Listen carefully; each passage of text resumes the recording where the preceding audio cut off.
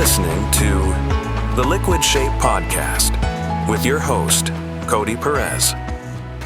Hello and good morning. Welcome to another episode of the Liquid Shape Podcast with your host, Cody Perez, and my beautiful co-host here, Mariah Longfellow. Yeah. I had to do it.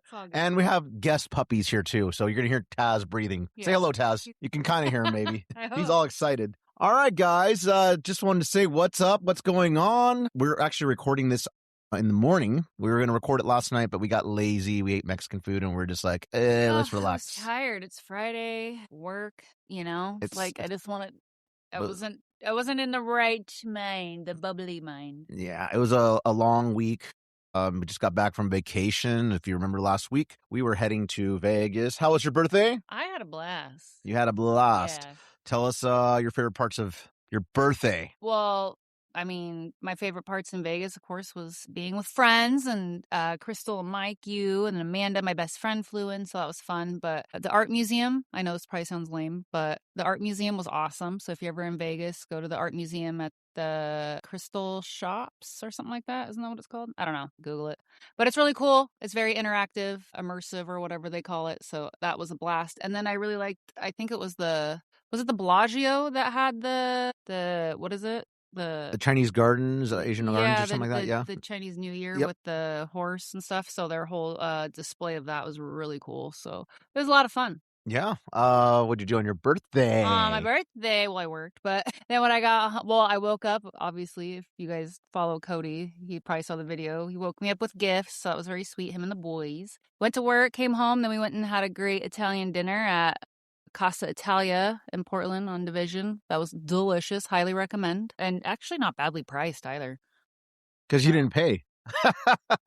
That's right. No, it was good. They have good priced food. So. And the service was excellent. I mean, and anytime we go out to Italian, it's usually a birthday or something, so we always share a piece of tiramisu, and of course we have to have a Americano each. Which was what we're drinking right now, as a matter of fact, because it is Saturday morning. Saturday morning, yeah. I love it. And I ventured out of my Starbucks, so... Fuck corporate coffee, I'll just say that. Yeah, this one is better. This one's a lot better. So. Has way more actual flavor to it, which, if you know of a great Americano making machine, let us fucking know, because I think Mariah's going to be on the hunt here soon. Yeah, I want to start doing it at home. I mean, Starbucks is corporate, whatever, and I've been a basic bitch forever, but it's just obviously as the times roll on, the shit doesn't taste the same. No, it's not good but anymore. The price keeps going up and the flavor keeps declining. So yeah, I'm like, meh. Watering down their fucking... But I don't want to do I don't need anything with crazy bells and whistles, but just something that gets me my Americano. I don't need frothers and all that shit. Just something that's a good machine, easy to use, and is fairly quick. That isn't $1 million. Awesome. I love it. But not super cheap to where it breaks after 2 Somewhere weeks. in between. Yeah. It's always best to get the in-between price, because my grandma used to say back in the day, the cheap shit will always cost you more, because what's going to happen is you're going to buy it, you're going to learn the hard way, and then you're just going to go buy a more expensive thing anyways later. So you're paying fucking more. Well, which I learned so every Christmas I do homemade cinnamon rolls, and they take 4 hours to make, because they have I make them from scratch. They have to rise 2 different times for an hour. It's wild, but they're delicious. I mean, they're diabetes, but it's delicious. But I got a mixer, a $70 one off Amazon a couple years ago, and it died mid-mix this year. So I should have just did the KitchenAid. You should have. And with kitchen supplies, it's always worth spending the extra money. You should learn that from my knives, because my knives are quality. Why did you very look at me expensive. so crazy when you said knife? Because I'm just... cut me? No, Jesus. I'm just saying you should have learned that. I was one of those people. I'd buy the cheap shit just because it's okay, I'm just... Whatever. But it's worth it. You're going to get your money's worth, at the end of the day. You really will, especially with how much happiness you bring to your loved ones' lives when you're making those cinnamon rolls. That's my favorite. Seeing everybody's faces, or I get the text, oh my God, they're so good. They light up. That's right. Because the secret ingredient is love. You get those... I get that look that Taz has on his eyes when he's in crazy mode. When I see the cinnamon rolls. All right. Well, this week we had, I'll just read it here for the question of the week, but For the question of the week, we had some great responses. Not as much participation as I'd like. I'd like it when people do, like a bunch of people just start throwing in their 2 cents, but I am very appreciative of the people that do respond. So thank you guys very much, because this part's always fun. I think I love hearing from people and different perspectives, and it helps us learn. It helps other people learn and maybe consider how whatever your views are, it may help us understand you better or change ours or whatever. So let me go back to my question of the week on social media here. All right, let's see. So the question of the week was, think back to a time when you truly dropped the ball, whether your personal life or at work. What happened? How did you respond afterward? Were you able to make things right? Most importantly, what did the experience teach you? Has the lesson helped you make better decisions since, or do you still find yourself repeating the same mistake from time to time? So yeah, that was the question. So I dig it. that's one of those questions that I actually kind of stole from my former job. And so it's one of the questions they ask you in your interview process. And so I was like, oh, you know what? That's a great question to ask, because it says a lot about the person, I feel. And Taz is being distracting here because he's so excited. Mariah has him on her lap, has both Lorenzo and Taz on her lap. So they're like breathing heavy near the microphone. They're licking everything. They're licking me. They're just... Lorenzo's such a lover, and he just licks. So he's cleaning Taz. But the thing is, he gives Taz like dreadlocks behind his ears. Maybe he's going for that. I don't think Taz likes it. Well, let's get to the responses that we got here. Should I let you read the first one? You go for it. All right. This one's from my buddy John Wool. What's up? So back when I first started my appliances install business, I jumped on a huge Nike merch building job. It was 1 million square feet addition they were building. Wow. Another guy bid 15 grand for 34 integrated sub-zero fridges, 38 male dishwashers, and 15-ish Jura coffee makers. I'm probably butchering the name of the brand. Sounded good, right? Except he lacked the commercial insurance, so I shelled out for it and got the bid thinking it'd be straightforward. It was not. Turns out they weren't basic stainless units, which is what I was told. They were custom panel integrated ones, so designed to look like cabinetry, needing perfect fits for 3 panels each. 1 for the fridge door and 2 for the freezer drawers on the bottom. Some joined in pairs, which meant triple the hassle aligning everything. Panels were oversized, so my templates for drilling my holes to mount them, useless. I had to remake them just over an 1/8 inch wider on each side. 4 fridges and 2 dishwashers had heavy Corian panels, countertop material. Super heavy, really hard to drill. What I thought was 8 to 10 fridges a day dropped to 1 or 2 max. Damn. Yeah, that's a long task. It's a long process to task. The whole thing dragged on for 18 months, and I forget how many trips. I underbid it so badly, probably left 35 grand on the table or more. Damn. But I didn't know what I was getting myself into. I was just excited to get the job and figured the other guy bid it correctly. Maybe incorrectly? I don't know. Luckily, the cabinet guy didn't want to install the panel, so I charged extra there, which saved my skin a little, but man, taught me to never eyeball a quote again. In the end, I completed the job. I learned a lot about integrated refrigerators and how to do custom panels. It helped me become a better installer for sure, but it also helped me realize what my time is worth and which jobs to take and which ones to pass on. I know it isn't some dramatic rock bottom story like others might share, and I don't have any additional or personal meltdown tales to tell, but as a business owner, this was a serious wake-up call that still shapes every quote I write and every opportunity I consider today. And that's what it's all about, John. I love that. It was an expensive lesson to learn, I'm sure, but it's probably saved you since you remembered it. The worst thing that can happen is a mistake, and I think I posted this quote, is a mistake that you keep making over and over. Like, that's the worst. So the fact that you learned from this, and I mean, that's the whole point. Exactly. It's probably saved you from making the same mistake from this, this misquote that you had given.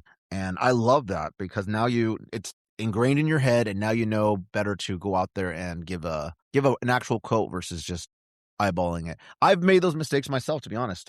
There's been times where I'm like, oh, I can do this, in X amount of time, and then before you know it, you're like neck deep, and you didn't realize what you were really getting yourself into until you actually, because you get excited sometimes. You get excited to take something on, and It's a lot more than you expected it to be. Yeah. One of the projects Oh, I'm for sure. currently doing right now, I realize how much more work it's going to be, and I haven't announced it yet, but a project that I'm working on, it's going to be a lot more work than I thought. So that's why I'm glad I haven't really announced what I'm working on, but it's a project nonetheless, and I'm continuing to work on it. I'm chipping away at it before I let people know what I'm doing. Yeah, this is a good reminder that dot the I's, cross the T's.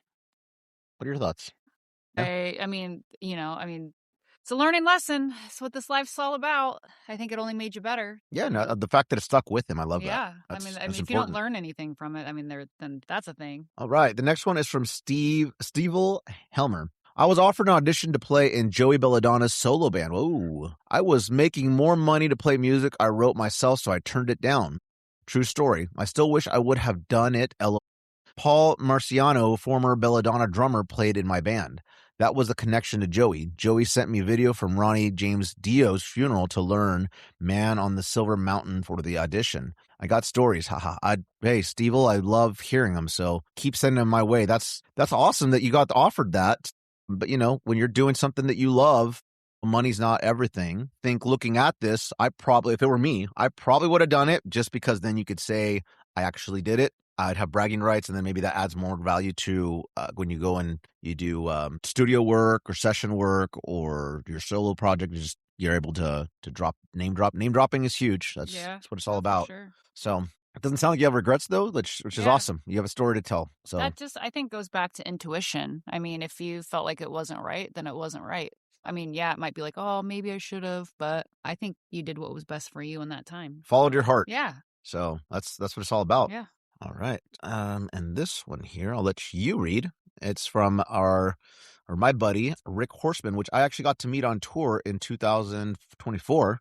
We got him and his dad backstage to take pictures with us because he's been a huge supporter of everything I do and American Overdose, and definitely appreciate it. So Rick Horseman the fourth, shout out to you, buddy.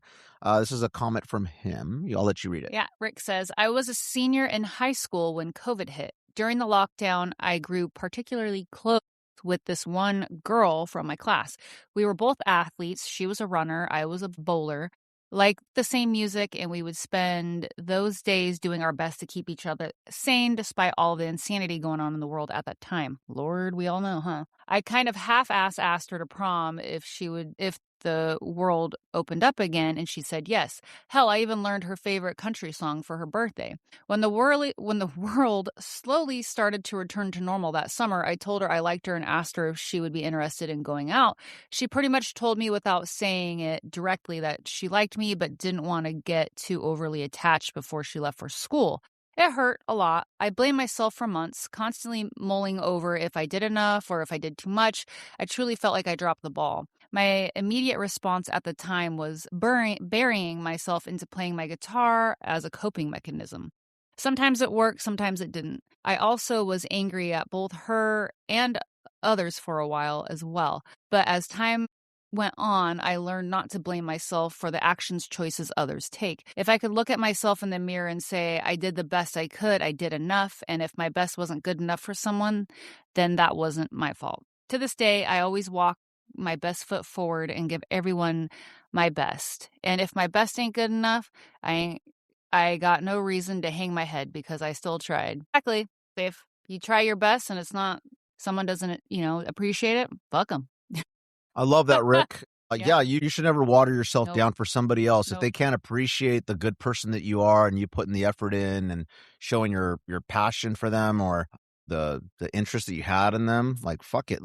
It's their loss. Because guess what? I promise you later when they have the opposite and they have someone that doesn't love that, they're going to go crazy. And then they're going to remember like, hey, I once had somebody that like valued me and saw me as something like a prize. And I completely shit on that person and didn't appreciate them, and here I am paying for it. So Yeah. I guarantee you that that's the kind of love they're going to be looking for later, and that happens 100%. a lot. That happens so much. I guarantee there will be a point in this gal's life where she'll be like, "Oh, I should have. He loved me. He was great." But Appreciation, man. appreciation. One thing this reminds me of is like I know growing up, it was like the girl, at least from a man's perspective.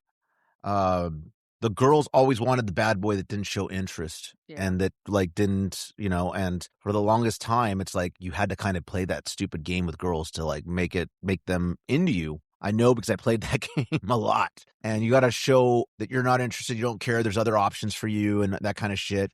But you may really want this person, but you can't show it because if you do, they're going to fucking basically walk all over you. They're not going to appreciate you and they're going to look for the guy that doesn't. So I don't know. I think it's an expensive lesson for women that they have to learn to appreciate the Why guys. Did you just give me the side look? I'm just looking at you because you're the female that's right here with me, but like, and I'm not saying that you didn't appreciate me. I'm just saying, like, I'm looking at you as a female. You represent all the females in the world. Oh, no. Just kidding. But I think as when you're young, like you have this idea of what you want to be, and then what the reality is of when you're growing up and what you want. So awesome job for being yourself and not beating yourself over the head afterwards and learning the lessons. Okay, so the next one is from Kiris. Emberborn. I grew up in a trauma-filled environment and learned helplessness was the lesson of my childhood. As I grew into an adult, big failures reinforced how much of a worthless piece of shit I was. Suicide often seemed like the answer. After that panic settled, I would put my head down and push through. I didn't feel good about myself, but rather focused on what a fuck-up I was. Through years of therapy and practice in mindfulness and meditation, I'm able to shrug my shoulder and ask what I learned from this new mistake and apologize for when I blunder. Remember, kids, suicide is only the answer when the question is what won't solve my problem. I can agree with this for 100%. Someone like growing up, and I'm not going to go into it fully, but I mean, I did some questionable things trying to potentially take my life when I was younger. I thought of suicide a lot. It's a not a fun mindset to be in, but when you can, like you said, put your head down and push through, you realize these thoughts I can work through. Yeah, and I mean, not that it's easy. No, not easy at all. And this is definitely a dark response here, but I appreciate it because it's something that maybe doesn't get talked about enough, and maybe people feel like they might be the only ones. And then so when they read stuff like this, it helps us realize like, hey, I'm not alone. I'm not the only person that feels like this, and your feelings are valid. And you're correct. Suicide is not the answer. It never is the answer, no matter what. It doesn't solve anything. And if anything, you're making a permanent decision for yourself and everyone around you that loves you and cares about you. And think about the hurt you're going to cause others. And it doesn't give you the opportunity to continue and make things, to carry things on. And I know when those suicidal thoughts do take over, those rushing thoughts from it, it's hard to see the big picture because you just feel like everything's so heavy. Everything's heavy and dark and everyone's just against you, but that's not always really the truth. There are people out there who love you and that you mean the world to. So it's like you just have to find a way to push through those thoughts and just say, hey, I got this. I can work through this. I'm strong. I love that. Yeah. I love that. Yeah. Someone that definitely has contemplated it on multiple times, even some years back, not too long ago. I'm thankful that I thought it through and didn't carry on with that, because it's a horrible thing, and it's something that you don't realize how it's going to affect, and that there's no coming back from it, obviously. And you're here for a reason. You have a purpose. We don't always find our purpose right away, and sometimes it can take years. Sometimes you question it, but others see it. Your loved ones can see it, and it's just never an answer. All right, the next one reads, "Hi, Cody. I hope you are doing good. I'm Esmond. You can use my name for the podcast. I don't mind. Thank you, Esmond. Okay, dropping the ball was kind of my thing in my 20s, LOL. Where I feel I've dropped the balls and went through a lot of frustration was in my professional career. I've studied computer repair and I was decent at the hands-on part, but I was stubborn about learning more stuff, which I did eventually, but it took me so long. Maybe because in Puerto Rico, where I was born and lived up until my mid-20s, it was so hard to find a job even slightly related to your career and coming with more skills than necessary was a way for most jobs to exploit you that I've just straight up decided not to work on broadening my skills. If that meant having to do more work for the same wage, basically my dropping the ball moment was being short-sighted and not realizing that if I learn more skills and put myself on a better place, more opportunities would show up to keep growing and improving as a professional. Well, that was pretty much that. LOL. Wishing you the best of success with the podcast, Cody, and keep rocking on, man. Thank you so much, Esmond. I love that. What are your thoughts? Well, I mean, Esmond, I don't think you're the only one.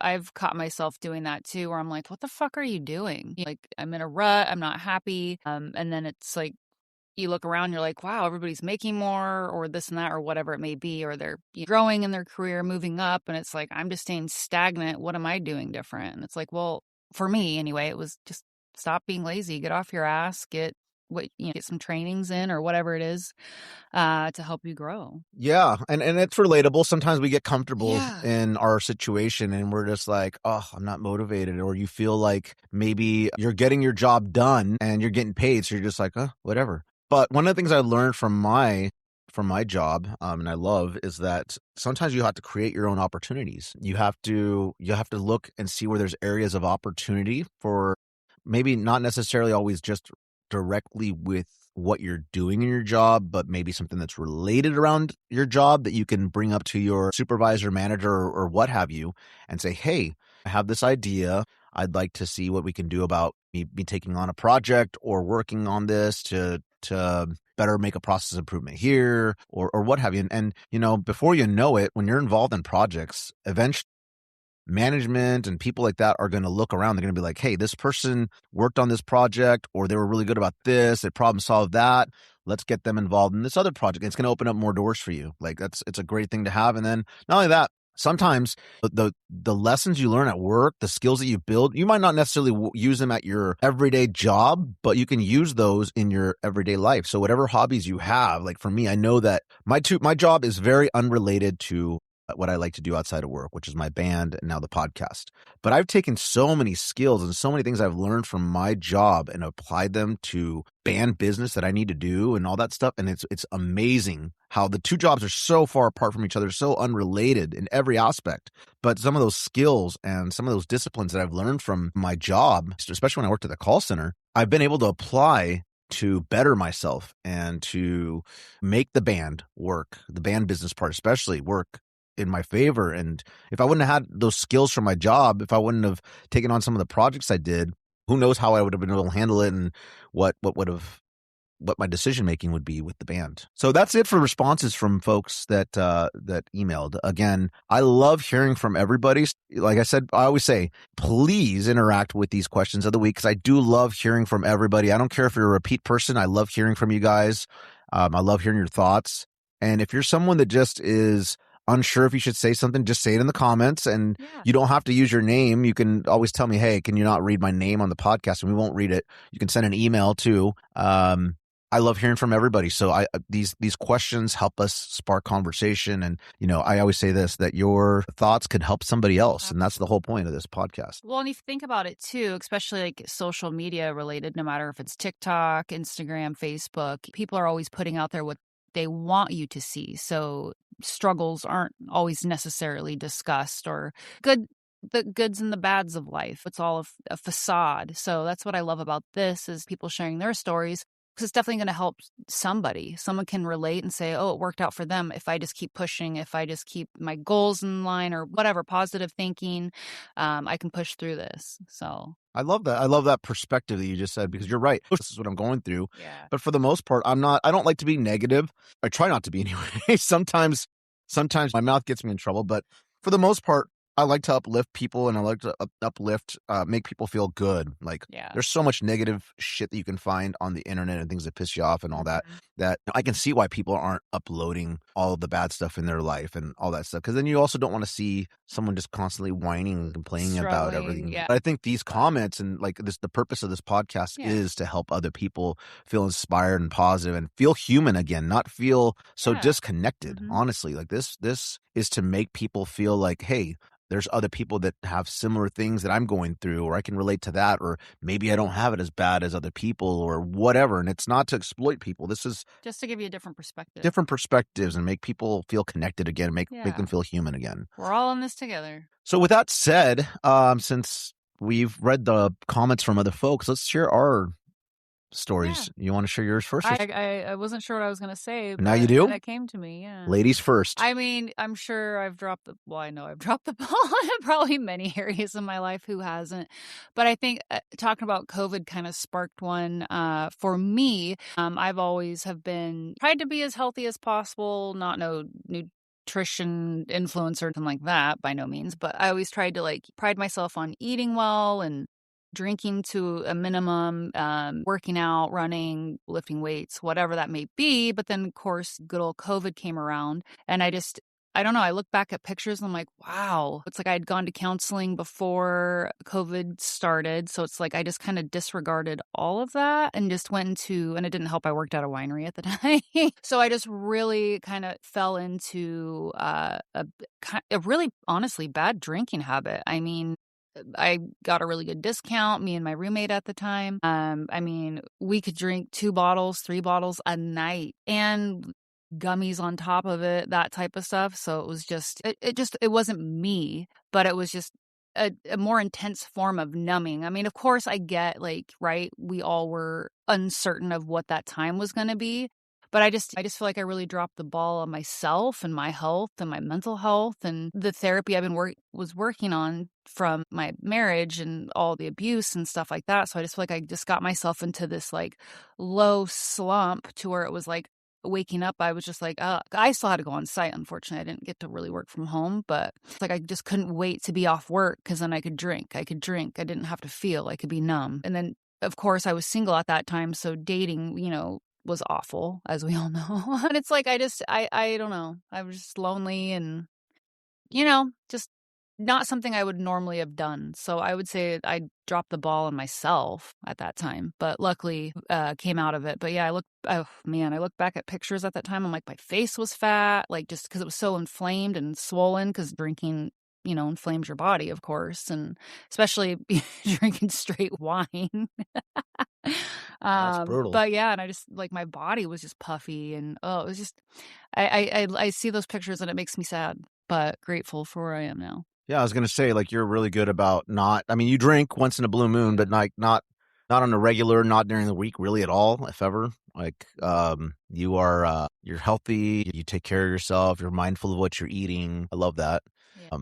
And I always try to be mindful too because alcoholism does run in my family. So I think that's when I caught myself and I'm like, this might be turning into a problem. Yeah, it's good to catch yourself. Like it's one of those things where before you know it, you can be in a situation where you can't stop and you don't have control of it. And it's now become a lifestyle. And I, above all people, know that. Where that just becomes a part of your identity, and it's horrible when that happens. I love that. I love that I'm proud of you for learning that and taking care of yourself. My situation, I'm gonna go because I share so much of my personal life already as it is, so I won't bore people with the same old. So I'll talk about my lesson where I dropped the ball that happened at work, and this memory has always stuck with me. So this happened when I worked at the call center. I worked on an escalations team. And I had just gotten a brand new supervisor. Shout out to my former boss, Angie. Normally, you want to make a good first impression on your supervisor when you're getting to know them and they're going to be controlling your career or handling it. But of course, in true Cody Perez fashion, I never make good first impressions usually. So I was dealing with the customer. And this customer was upset because they received a late fee of 99 cents. And I won't go into, we're not going to talk about who the business was or whatever. If you know me, you know where I work, but I don't want to bring blast, obviously. But this customer was upset because they received a 99-cent late fee. I guess something happened with their bank account where they used an old bank account that was closed or something by accident. It was a stupid mistake. And I was one of those people that was like, on this escalations team, unless it was an error of the company, I wouldn't waive late fees. And we actually, as a team, used to give each other crap whenever people would waive the late fees. So I was like, I don't want to be that guy that's going to get made fun of for waiving the late fee. This customer had been a long time customer. Like we're talking years and years and years of being a good paying customer. Well, I wasn't about to have it that day. I was already kind of just working at a call center. I was already upset that just customer after customer that I'm dealing with, that they're draining. If you ever want to, T-Mobile call center back in the day, man, oof. if you work at a call center or you ever worked at a call center, God bless you. You know exactly what that's like, especially me working on an escalations team, dealing with people nonstop. They're upset, just pissed at you. And I always, later on after this lesson, I learned to make it an opportunity for me to maybe bring some brightness into the customer's life and maybe make their day a little bit better by going in their favor versus going against them. Anyways, so I did not waive the fee, and the customer was very upset. She was not having it. She was angry, and I overlooked the fact that she was a longtime customer. I overlooked that she was great on payment history and that this was just a one-off thing. And I said, nope, not waiving it. Ended up ending the phone call. And next thing you know, the new boss, the new head honcho of the team comes up and says, hey, I want to talk to you. And I'm like, sure. And she brings up, like, why did you not waive this fee? Like, this customer's a long time. Like, she made me see everything on the account. And I'm like, well, because it wasn't an error of the company. Why would I waive the fee? And then she made me realize, like, well, this is a long time customer, for one. For two, they always paid on time. This was a one-off situation. We should have waived it to make the customer experience better. And what the lesson was that she kind of put in my head was, don't win the argument and lose the customer. Like, why do that? Why further like make things worse? Now you have, the customer escalating, wanting to go to the escalation level above me, which was 99 cents. For 99 cents, which everyone was giving. When I could have handled it, and everyone on the team was laughing at me and giving me crap about it, and they still, like, some of them still brought it up at times. So it was a very valuable lesson that, don't be so black and white on things. Like, seriously, they just look at the bigger picture. And in the case of customer service, you should be there. Obviously, you're there to protect the company. Yeah. But at the same time, that company won't exist without a customer. Your customer they have to be valuable. You have to make their experience be memorable. That moment right there, it didn't need to go further. And because of that, maybe now she has a bad impression or bad taste in her mouth about the company because of me not wanting to waive 99 cents. That 99 cents is not going to me. I'm not getting a commission. Why do I care that much? Like, why? Maybe it was a thing of pride. Maybe it was a thing of, I didn't want to get made fun of by the team for waiving the fee or whatever. But it was a really stupid decision on my part. I got made fun of regardless. Yeah, that's the lesson learned. And then not only that, but the boss now was probably like, got a microscope on me, making sure, like, hey, like, I'm just new on this team, and this guy's a jerk, and I got to watch to make sure that he's not escalating calls and that he's looking at the bigger picture. So it kind of put a target on me a little bit. And not that I got later down the road, treated any differently because of it or in a bad way or anything like that, but it didn't make me look good, which that's not something that you want to do when you're first have a new supervisor and you're building a working relationship with a new boss. So lesson learned was, don't win the war and lose the customer. You're in customer service for a reason. Yeah. It's a good one. Great one. So that stuck with me for years. That happened like many years ago, and it stuck with me. So now this is why also I'm the best Karen or Kyle, whatever you want to call me. Whenever I have a bad customer experience, I will raise hell. I will go above and above and above and above. And you've seen it, yeah. And I always end up winning. I'll tell you that right now. As a customer, I know exactly the words to trigger and get what I want. Recently, the one that we got was when Alaska Airlines screwed up so badly, we ended up getting credits for that. So we got to use that for I keep forgetting we have. vacay. But yeah, just customer service. Be a good customer service representative. You work in that field. Your customers are the most important thing. That's what keeps business going. That's so funny, because when I worked at T-Mobile, I mean, this is back in like 2000. I mean, the Sidekick days when the Razor, when it was first came out, it's like 2005, 6. It's like and that's when it was nothing was unlimited. And so people would call it piss, and I'm just like, hey, here's 200 bonus minutes. I think I might have gotten in trouble for that. You were probably the person that we would make fun of then. You were that person giving the farm away. Because I was so because we took calls from all over the country. And so, I mean, people are fucking wild. And you can definitely, in my opinion, tell a big difference between East Coast, West Coast personalities, for sure. I mean, no negativity to either, but there's a difference, at least back then. But yeah, it's like You were giving the farm away. Old Mick Longfellow had a farm and sold it because she gave it away. No, not even sold it. She gave it away.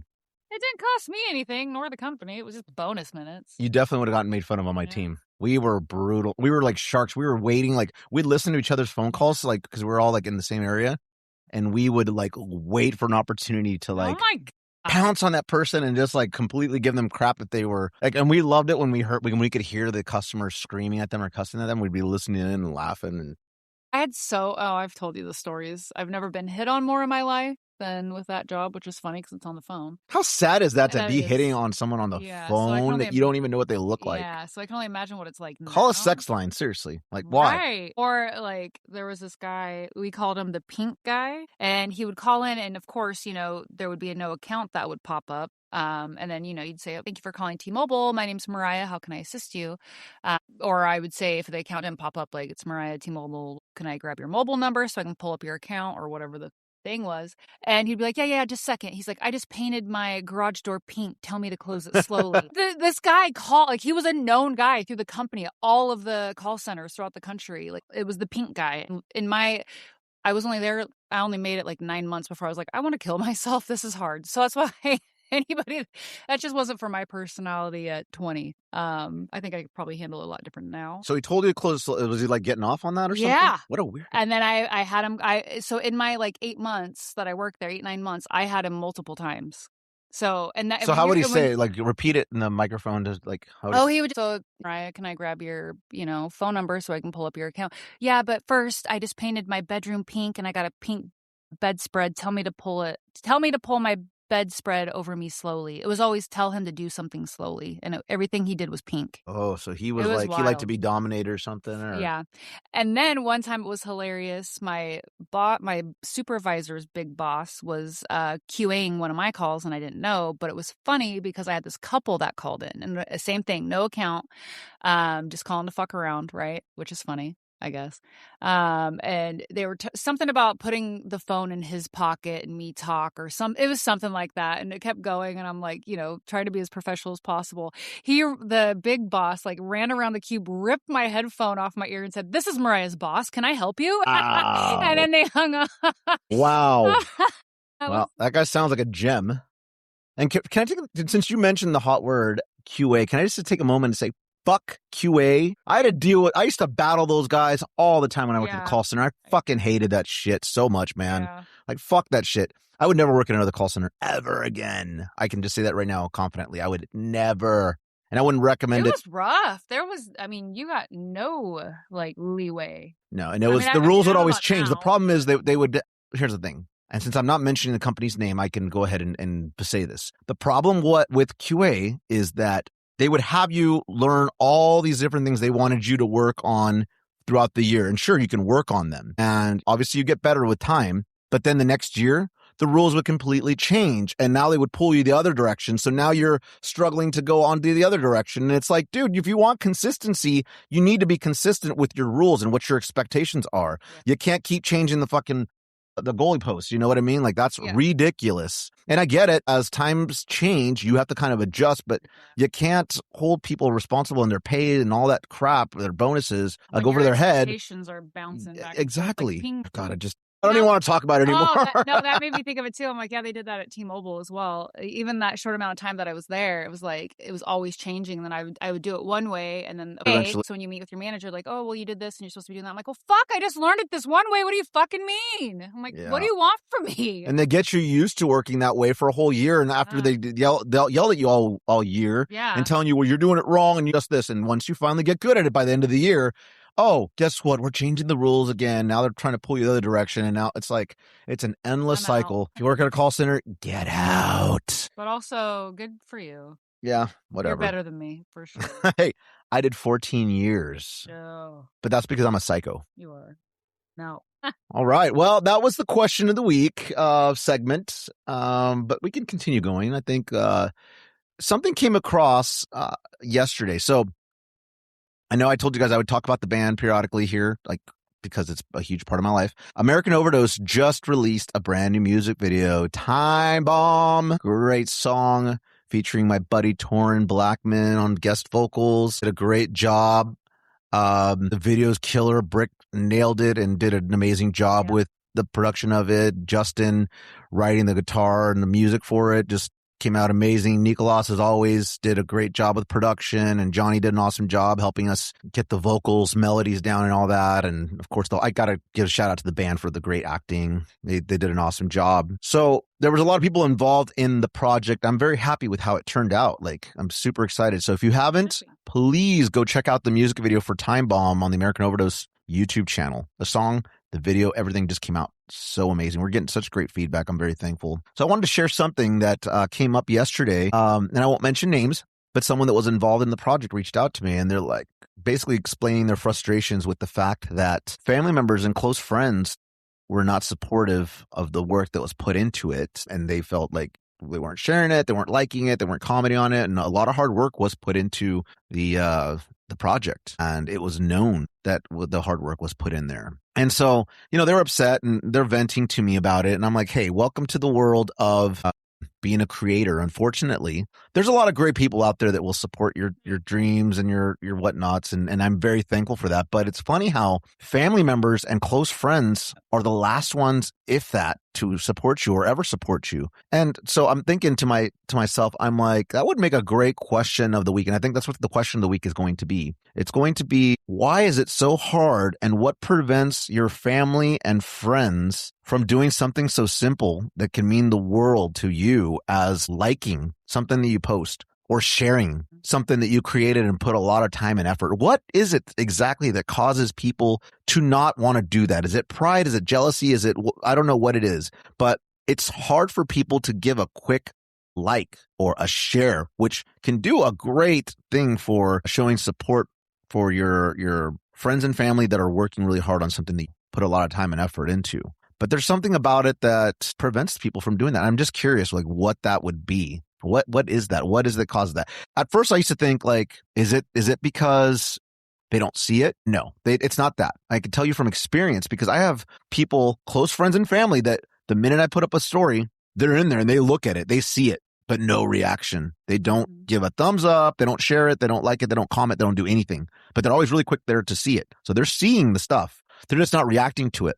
And it makes me wonder, like, what is it that's stopping them from doing something that's free? It costs you nothing other than hitting that like button or making a quick comment, or even the share. The share helps a lot. What do you think it is? That's kind of a mix. I think maybe there's jealousy involved, a mix of jealousy, maybe ego, or maybe it's just, I don't know, maybe something that they don't, I mean, since it's music, if we're talking music band-wise, maybe it's just... Doesn't have to be music, but yeah, go ahead and just, share. Like, I mean, I guess, like, so in this case, like with music, the band, whatever, maybe it's just not wanting, maybe it's just like something that they're not into. And so maybe like, well, it's good for them, but I'm not going to share it because it doesn't align with like what I listen to or whatever. So maybe that, I don't know. I'm sure it's a mix of things, but I get it. You get like the fact they're not sharing, or you get the fact that you could be upset for...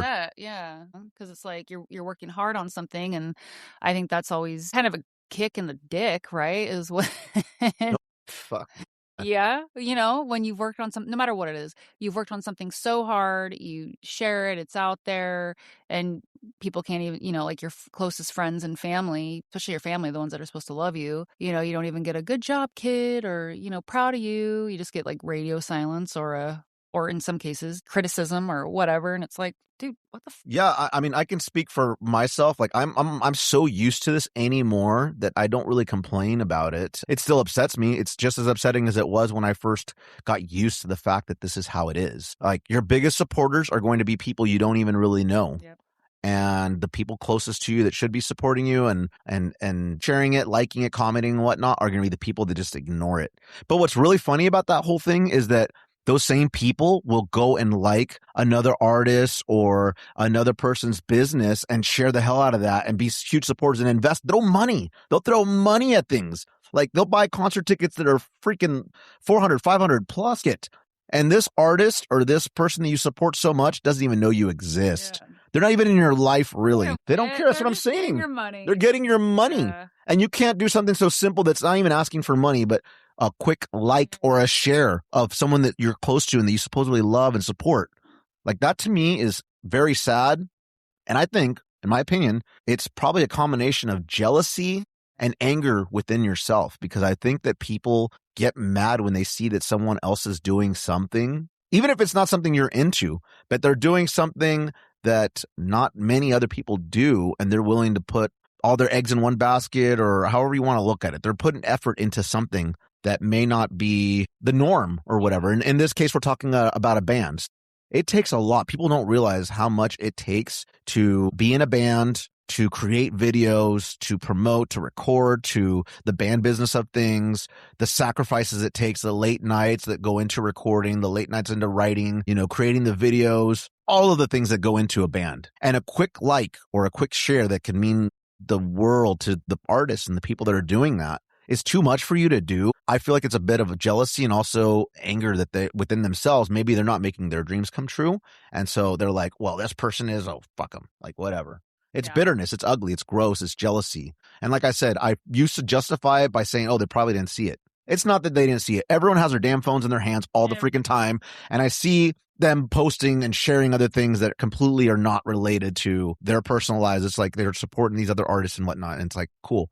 You don't support me, whatever. I used to be a person that I used to love going to, and I'm not trying to shit on the local scene or anything like that, but I used to go to local shows and support all the local bands like big time. I'd even share videos and go to their pay for their shows because I never asked for free entry. If you want to hook me up with a free entry, I'll take it, of course.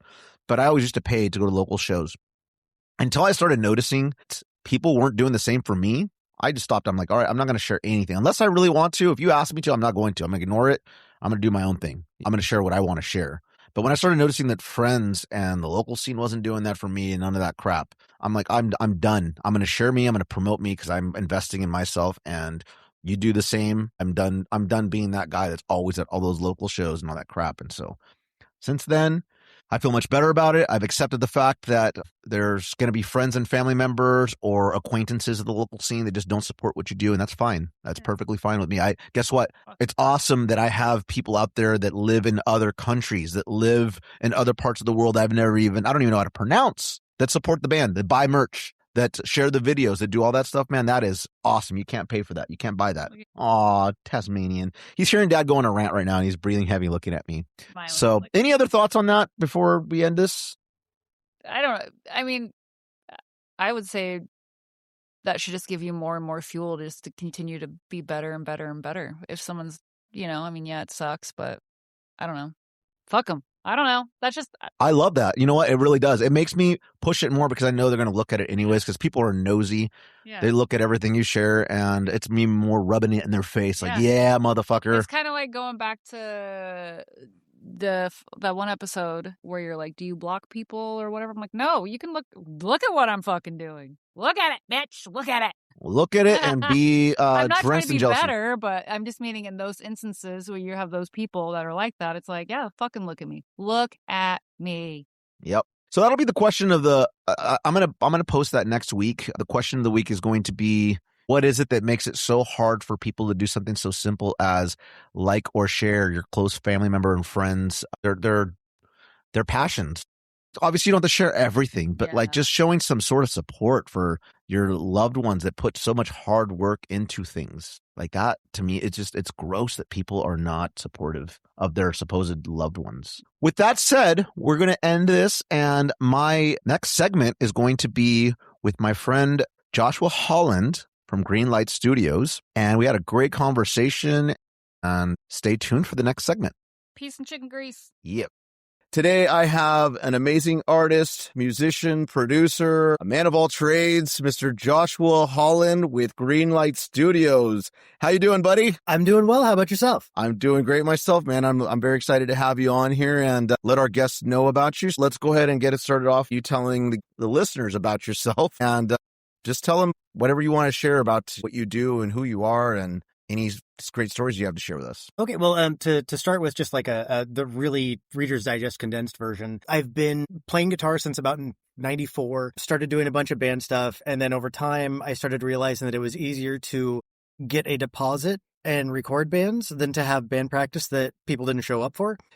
And so one point I decided to go kind of shift over towards doing more music production, and I was still doing bands up until probably the mid 2010s. And then I just hit a point where I was like, okay, I only have so much time in the day, but the one of the benefits that I kind of bring to a lot of this is that I was one of those who started as a guitar player and dealt with a lot of people that didn't show up. And as I built my studio, it was like, well, if you're not going to show up, I guess I'll learn that instrument also. And over time, kind of accidentally became like the jack of all trades, but more than that, like it's like if you've heard the whole, I forget the actual formula, but it's like we always say the jack of all trades, master of none. But there's like a secondary portion that kind of points out the fact that the jack of all trades still is probably better than a lot of people that are trying to do stuff because they're not trying. That's true.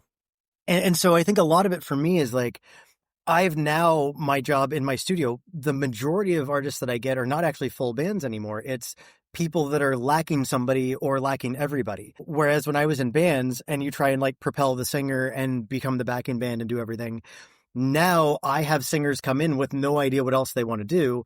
And I build the entire backing track. So I'm literally the backing band for multiple artists. And it's anywhere from like artists that are trying to be successful and bring something up. Like I have an artist named Lyrazone where it's basically become new metal because he was a rapper to start. He liked what I was doing. And then I started writing the music for his stuff. And then I have like a large collection of people where it's just like somebody who's in their used to that like thought the dream had passed and then they run across me through somebody and then they go, wait, so you could actually help me turn this into a song. And so that's what I do. A lot of my work is now is that it's somebody who comes in and they might have like an acoustic and a vocal, or like I have one client, she just sings onto her camera, brings it in. I figure out the ballpark of the tempo. We time stretch it into position and then I write a song around it. And then we just go back and forth on where to go with it. So that's the majority of what I do now is that portion to it. But I'll still occasionally record bands and stuff if people seek me out because I still love that stuff. The niche that I've happened to fall into is that I became a multi-instrumentalist that now gets to use all of my skills. So it's been kind of cool. I love that. I didn't realize that you did all the instruments until I was watching your videos of you doing your recordings of the Christmas songs that you were putting together. And I'm like, holy crap. Because I remember when I went into the studio with you, you were behind the mixing board and I figured you had guitars and whatnot. I figured you were a guitar player, but then seeing you on the drums and seeing you playing the bass and all, I was just like, wow. And now that I know, I can shove people your way because I have so many like friends that are singers of all different genres of music and they're constantly saying, I'm looking for a band. I need to find a band. I need to find this or find that. And it's like, well, don't let the band hold you back, dude. Like I didn't as a vocalist, I didn't let the fact that I didn't have a band hold me back. I went and I jammed with bands, but also found a producer to work with and producers. And I think a lot of people out there just don't know where to start and that there is people like you that are multi-instrumentalists that can take their idea to another level and put it all together in pieces. So you work mostly, would you say you work with a lot of vocalists for the most part that come to you that don't know where to start? It's pretty much like so I have kind of a variety. Like there's the people that know me through the music scene and I'll get those clientele because I've been around for a while. But one of the ones I've been getting a lot of is it's like I'll get somebody and I'll become like the backing band for them. And then somebody will hear their stuff and then go, wait, I heard you did this thing for this person. And kind of to the point you just made is that the most difficult part of my marketing is how do you market to people that don't know this is the thing that they want? Because a lot of the ones that are like that, it's like somebody who's like in their 30s, 40s, 50s, and they're like, you know what? I went the career route. I stopped doing music. And, I had my kids, they're now raised, and like, they aren't just going looking to go, I should record something. It's going to take actually seeing something and going, you know what? I thought that dream was dead, but, maybe it doesn't have to be. And for me, that's one of the things I love the most because whether it's working with like a 13-year-old who's in school up to a 73-year-old who's been retired for decades, the thing I love the most about the job that I have is that everybody has the same look when they first hear themselves in like where it sounds pro. So it's like I always describe it as it's like taking a 6-year-old to a candy store and saying, pick whatever you'd like. Like that's the reaction that I get from people across the board. And obviously it's always fun working with bands and like helping to create something that they can promote and go on tour with. But it's also cool when you get like, I had years ago, one of my favorite sessions, this lady calls me up and she's like, hey, our dad is kind of at the tail end of life right now. We used to have campfire songs that we would do all the time when we'd go camping. And we'd really like to try and capture that moment while we still can. And I was like, that sounds awesome. Like, what do you need from me? And so they came in and we had the dad in the vocal booth with his acoustic guitar. And like, we knew this wasn't for pro, this was for family. So it was like, just put him in there with the guitar and the vocal. That's fine. Like that's good. Then we put the kids that were all they probably were in their 40s at the time, and we put them in the side room and put them on microphones because there were a lot of the songs that at the campfire was call and response. So I have like the dad in the vocal booth, them in the other room, and we're having like this back and forth of like massive amounts of laughter and fun. And then like the reality of like, this may be one of the last times we have this. So then there's crying, and then there's more laughter, and then there's a little more crying. And so it's like, it's being able to be a part of moments like that. There's not much better than that. Like, that this is something that like the great grandkids, they'll have this music to go, this was your great granddad. Like, you might not have ever gotten to meet him, but this is why we had so much fun. That is so awesome, dude. That gave me chills when you were telling me that, because I knew kind of where you were going once you mentioned that. And I'm like, I was just thinking exactly that. I was like, this is going to be something that they're going to be able to remember forever, and they're going to be able to pass down for generations and generations. Like, that's going to live in their family history. There's no erasing it once they have it. Like that, and you got to be a part of that. That's super, super, super, super special, and they're never going to forget that. That's the payoff that we get as, musicians, and especially like you, with producing music and doing things like this. That's a very special moment for that family, and that's really awesome that they were able to do that. I would have loved, because my dad was a musician, I would have loved to have been able to do something like that with my dad. For them to be able to say they got to do something like that, that's really cool. When you mentioned, where do you find a clientele, my hustler brain just all of a sudden kicked in. I'm thinking I would have a business card, and I'd probably be going to these karaoke bars. Like when I used to go out, and like I would be out there with a business card and be like, hey, you have a really good voice. You want to come into my studio and I'll record you. You don't need a band. You have a great voice. That's where my hustler brain went in right now when you were saying that. So funny thing, you're not wrong. I actually did that for quite a few years. The catch to it that I was finding is that, because I actually went through a phase, because you were the vocalist for the band that you were in. For me, I dragged myself to be the vocalist because people kept flaking out. So most of my bands, I ended up the vocalist by default, not because I wanted to be. And so I would go to karaoke to get better. And so I especially would go with a friend of mine who was really good, because I would intentionally follow him, because he's going to run it like it's an actual concert, which means I have to at least push myself to not be the background because I'm following him. Yep.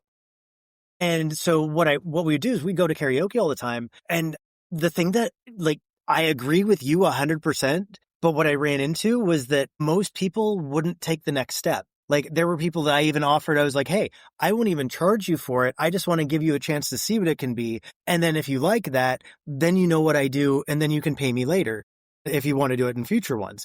And people wouldn't even follow up on that. Like, a lot of people are just, I think a lot of people's fear of success or fear of failure, like one or the other, keeps them from taking that next step that could make that decision one way or the other. You are 100% correct. I've talked about this before with people. There's like the weekend warriors, and then there's like the dreamers and all that. And then there's the people that put in the work, and they may not be the best. I always tell people, like, especially like for myself, I don't consider myself a musician even first. I don't consider myself a great singer or anything like that. I'm an entertainer, because I will do anything. I will do anything to like make people laugh, or make people question things, or get inside their brains, or just get a laugh out of people, or a rise out of people. Music is just one of the ways that I've found to be an entertainer. And obviously now with podcasting, that's going to be another form. Do you think people are scared to take that next step for reasons like they don't know where to go, as far as like, could they write their own music, or that when they're in the studio that they're going to all of a sudden not be able to perform because now they know they're recording? I only say this because I've met a lot of musicians that they're great at, they can listen to a song and they'll pick it up on the guitar right away. But if you ask them to write something, they can't write. They can't put a song together. They can't structure it. They can't come up with their own riffs. They can't, I've seen that happen so many times. And I don't know if it's because they're afraid of the process of creating something and then it not being the best, which me and you were just talking about this before we started recording. You got to start somewhere. You're only going to get better as you keep doing it. And then eventually you'll look back and be like, well, that wasn't my best, but that's how I started. And look where I'm at now.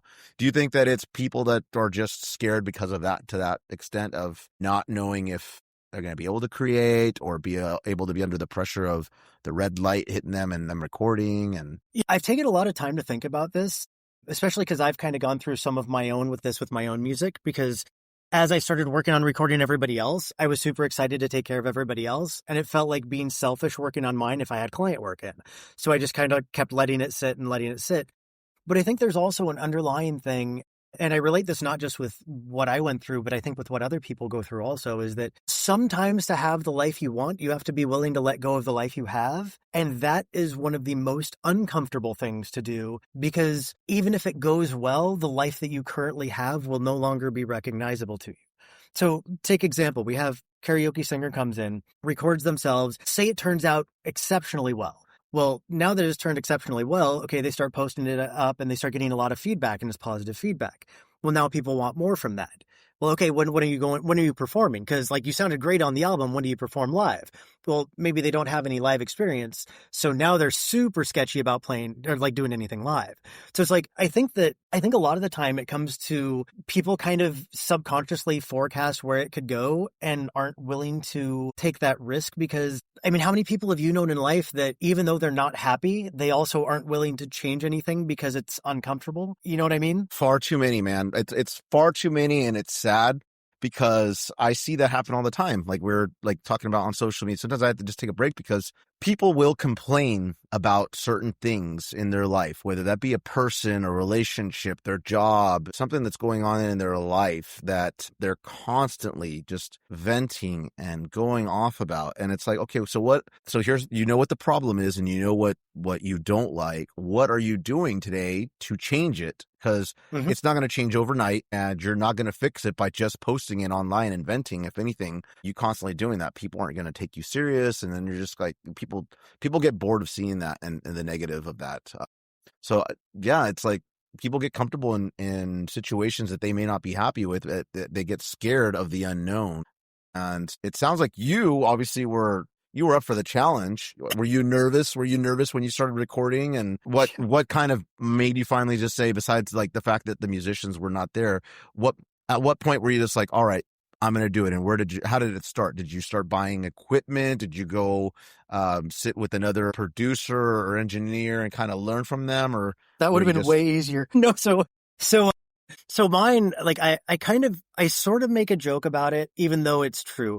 But a lot of how I got here was kind of by accident, because I started as a guitar player and I started playing in like 94, like right after Cobain killed himself, that's also the thing that's always up for debate, but that's a whole other topic.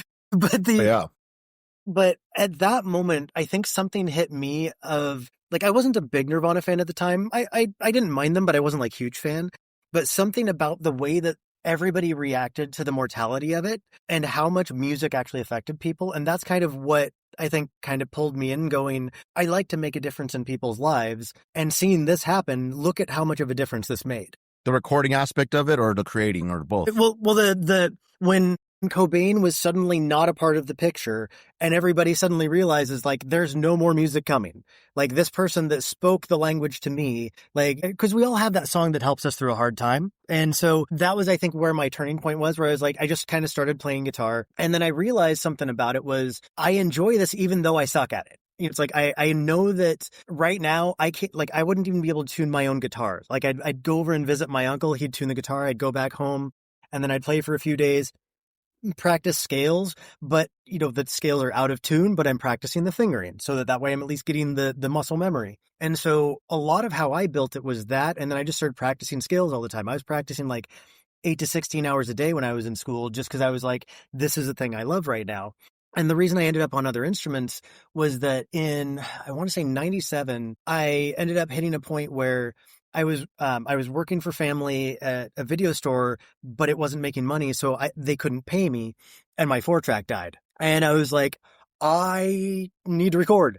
I need something. Yeah. And so I ended up going to my grandparents and basically being like, can I borrow enough money for a 4-track? Like I'd get another job, but I already have one. I don't have any time available left because I'm like 17, I think. So you're already recording in your teens. That's pretty impressive. Yeah. So the way this actually unfolded is pretty hilarious. I go to my grandparents about it, and what I have is, and I don't know if you're old enough for this or not. I forget the age difference between us. So I'm 46 now, although you mostly can't tell if you're ever around me. I couldn't tell. I'm 39. I'll be 40 in May. So But Yeah, I consider people like I'm an old soul, man. I grew up with older cousins, and so same. people being in their 40s and even in their 50s, I can get along with just fine. I relate with older folks versus people that are younger than me much more. I get a little bit of both. Like, that's the nice thing that I've had with studios. I still have a lot of younger clientele. So it's like I ask them a lot of questions because I want to understand the world through their eyes. Like, I try not to let myself get stuck in my own opinions. Yeah. But yeah, so basically what I had been doing is I had been recording on my 4-track, but then I needed more tracks. And do you remember like in like the 80s and 90s, like the dual cassette players where you could play on 2 different pieces at once? Yep, that's how I would record my. Well, are you talking about like so you can like dub a tape or or record a CD? Yep, definitely. Yep. So here's why I managed to pull this off was, so what I would do is I would use the 4 tracks to record, and then I would take that record it back into that double deck onto 2 tracks. You sneaky guy, I know where you're going with this. Yep. I like it. And then I would take that tape, put it back in the 4-track, get 2 more tracks. And so as I'm talking to my grandparents about this, and I'm like, here's why I'm asking, this is what I've done. And I show them a couple of songs that I had worked on where like it sounds like it's recorded in a snowstorm. Like it's been bounced so many times and like tape hiss is just off the chart. But they could tell that I'm passionate. They could tell that I really love this. So I get like 3 hours of the what are you doing with your life? Like, where do you want to go? And then afterwards they were like, okay, well, we want to help you. So like figure out what you need.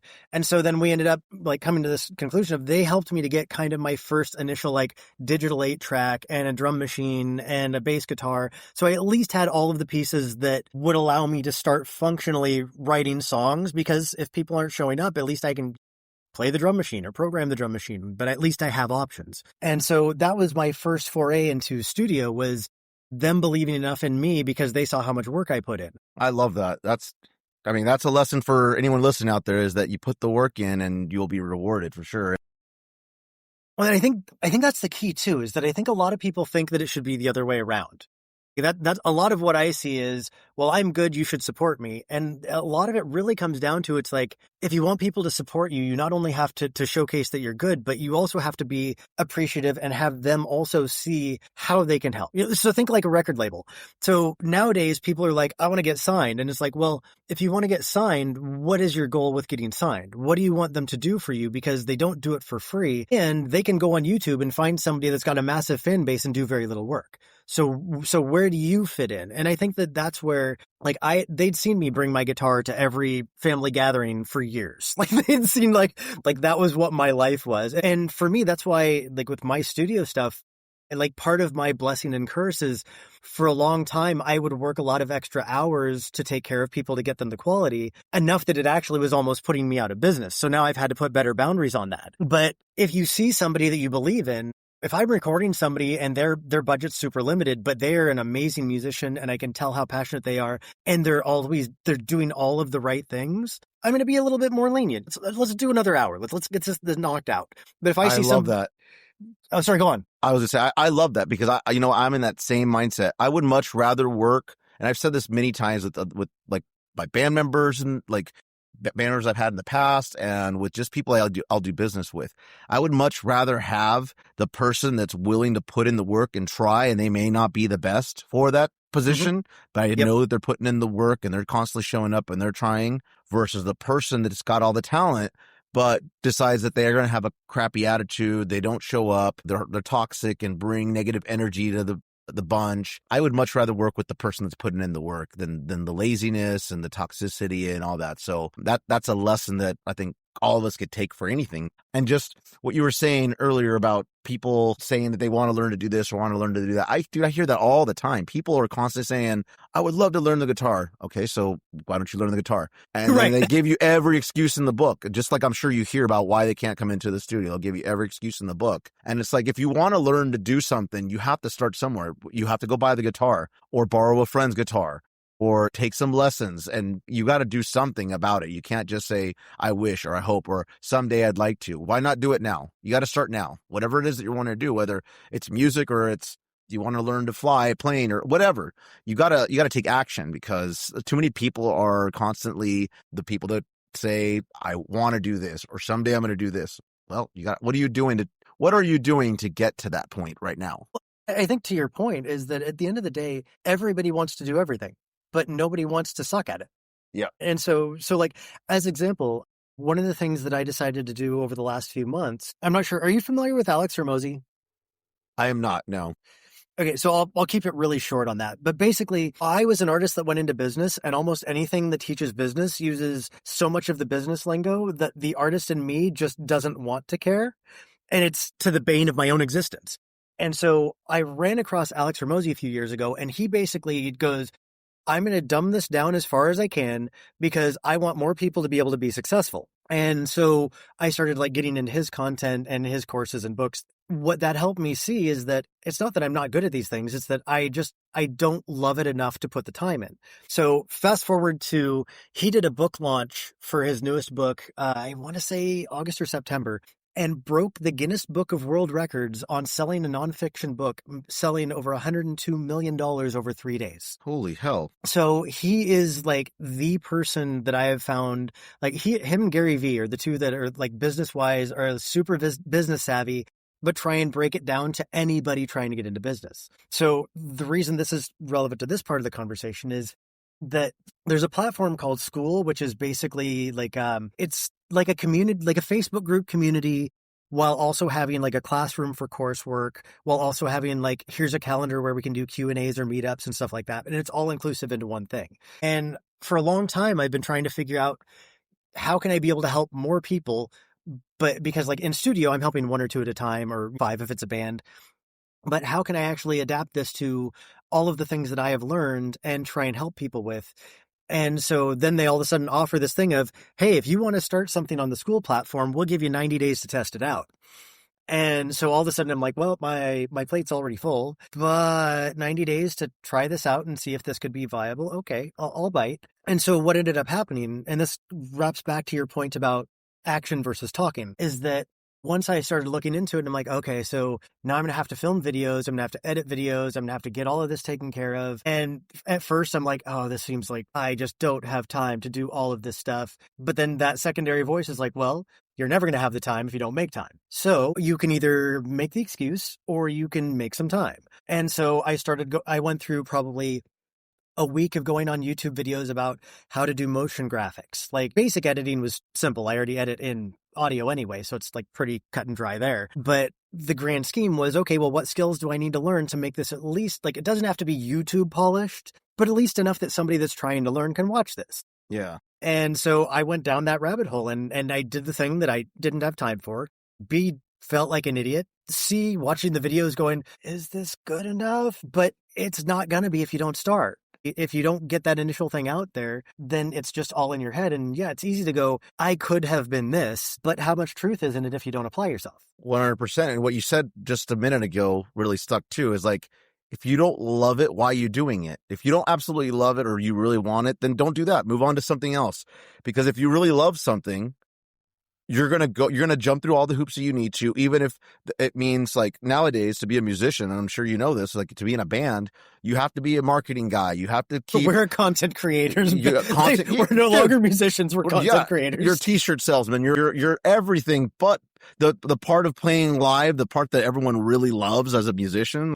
That part is very, very, very small. Like you get to do that. We don't play. My band doesn't play that often around here. Doesn't play shows that often every year. We try to play as often as we can, but at the same time limit it.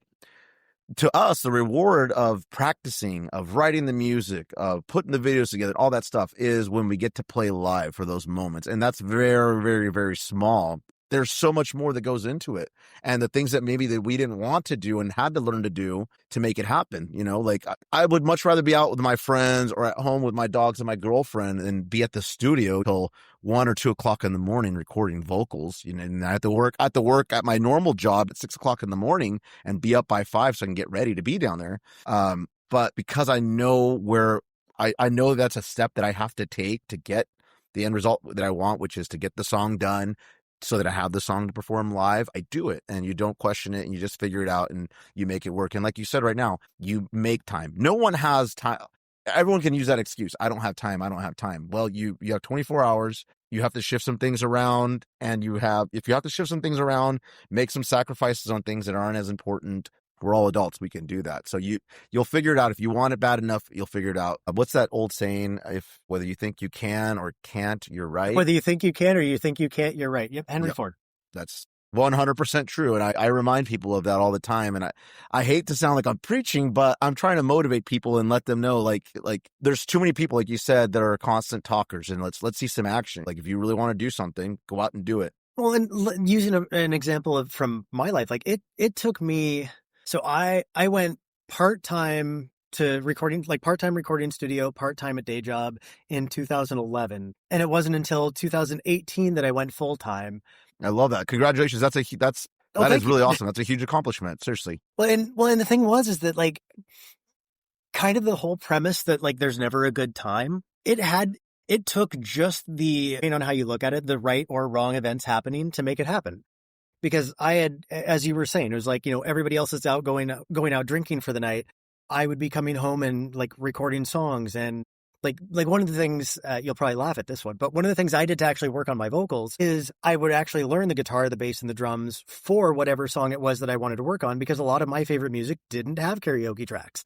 So I would build my own karaoke tracks so that I could practice my vocals. But what that ended up helping with is situations like if I'm writing for somebody and I'm trying to figure out how the instruments interplay, like that's how you do it, is you start understanding the dynamics of how song structure works and how the different, like Incubus was one of my favorite bands to learn to stop being the guitar player being in front, because in their science and make yourself era, like guitar a lot of the time was just kind of like a volume swell with delay and a while the bass and the drums ran the show. So you start figuring out how those different things interplay. Love that. I was going to say that probably helps too with your personal, like when you're writing for an artist, if they come in there and say, hey, I want a little bit of an Incubus vibe with so-and-so vibe, you remember like, hey, okay, you can go back and play it, and then you can get an idea of how their structure is or how they compose, how they use their notes, and get that vibe. And again, you put the work in. Lots of ear training. And ear training, yeah, I was going to say, and you put the work in, and you're able to offer this as another service that I'm sure a lot of people out there. I know me for myself, I can learn guitar tabs, but I'm not the greatest. When I write my own stuff, usually it's a really simple guitar stuff that I'll put together for an idea. But I always give it to people like you, like a producer, and say, here's my idea. Here's kind of the vibe that I'm going for it.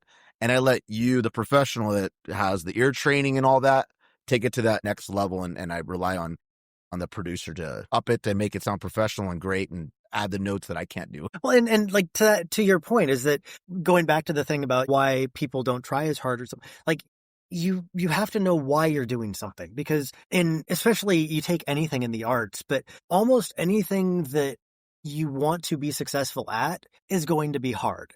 And even the things you don't want to be successful at are going to be hard. And so one of the biggest things that I always tell people is that find the thing that when it's hard, you will do anyway. Because at some point, it's going to suck. Yeah. It doesn't matter how much you love what it is you're doing.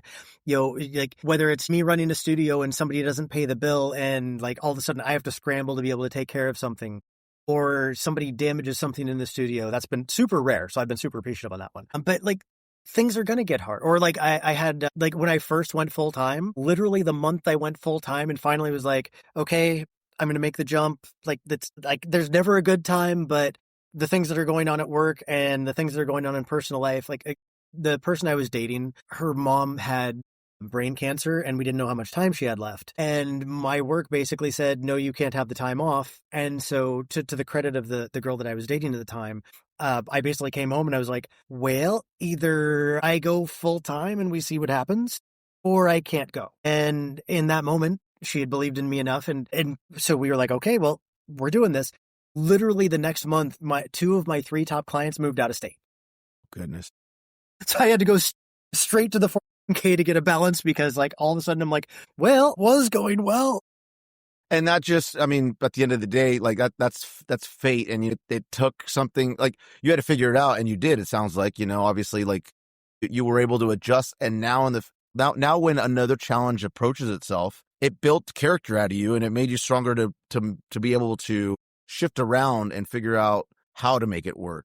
And now you can look back and be like, you know what? I got through that. So anything that comes my way, whatever challenges and hurdles I have to jump over, I'm going to figure it out because I can do it. I know that I can, just reflecting back on moments like that. Because that that can't be easy dealing with a close family member that's your girlfriend, but her close family member that's passing away, you losing your job, and then your clients. Like, that's just, that's a lot to deal with at once. Like, I don't know that I would be able to handle under the pressure like that. Well, I mean, I kind of got some pre-training, so I don't know if you know this or not. So but I guess for podcasts, it makes sense. I'll try and keep it in a condensed version. But basically, in 2010, I woke up to the sound of running water. And what it was actually a pipe had burst in the back, and my recording studio had 3 inches of water in it. Damn. And so I come downstairs, and my first reaction is I'm literally like splooshing in water, going, don't even know what to think right now. And at the time, I was super fortunate because in the sense that I was still doing a lot of band stuff back then, and our groups were really close. And so as soon as people heard about it, I had like 15 people show up with like space heaters and wet vacs. And so like we got everything as like dried up as we could, as quick as we could. But then during the process of now what, it was essentially, well, the insurance company is going to give part of the money, but not all of the money. So how do I want to approach? And one of my friends had happened to have just gotten laid off from construction for a while. And he was like, well, I don't have anything better to do right now. So if you want, I can help out and like, let's make it what you want it to be. And so I was like, okay, well, how long is that going to take? Because I'd like to get back to work. And so, and initially it was sounding like it was just going to be a few months. Well, turns out he ended up getting pulled back to work. It ended up taking me 2.5 years to get back up. So I had 2.5 years of very little music, went through a lot of like personal like dramas and difficulties because my one outlet is gone. And the only thing I can do to get it back is construction, which is not something I want to do at all. Yeah. And the reason I tell this story isn't to be a poor me. It's that, like what you said, is that the things that happen to you they're as much a blessing as a curse if you look at it from the right lens. Happen for you, not happen to you. Right. Because like, so as example, the friend of mine that was helping, at the point he got brought back to his day job, and I spent 2 weeks sitting in the studio that's in shambles. Like the ceilings are out, like it is like, think about the worst construction site you've gone into. And that's basically what my studio was. So it was like a prison. And so I remember one day sitting there and I'm just like, and mind you, I'm not religious, but I'm spiritual, but I will use this as context because it makes the most sense. But it was kind of like one of those of like, is this God saying that like, give up? Or is this God saying, how much do you want it? Yeah. Like, how bad do you really want it? And I remember in that moment, I was like, you know what? If I don't give this my all, then maybe I don't deserve it. Maybe this is I guess the way that I've described it to other people is I think sometimes we dig ourselves into a hole and we want to get out. But sometimes I think that life kind of puts us in the position where you have to pull dirt back on yourself enough to be able to get enough of a base to climb. That is very true. And you just put a great visual in my head to understand that. Like that's a great way to look at that. Just listening to your story right now, I'm thinking like how I would feel I don't even know what I would do if I was in that situation, especially if it was my bread and butter, like it's paying the bills, dude. Like, and I can sort of relate to that. Last year, yeah. My girlfriend, we had an issue here at my house where my girlfriend,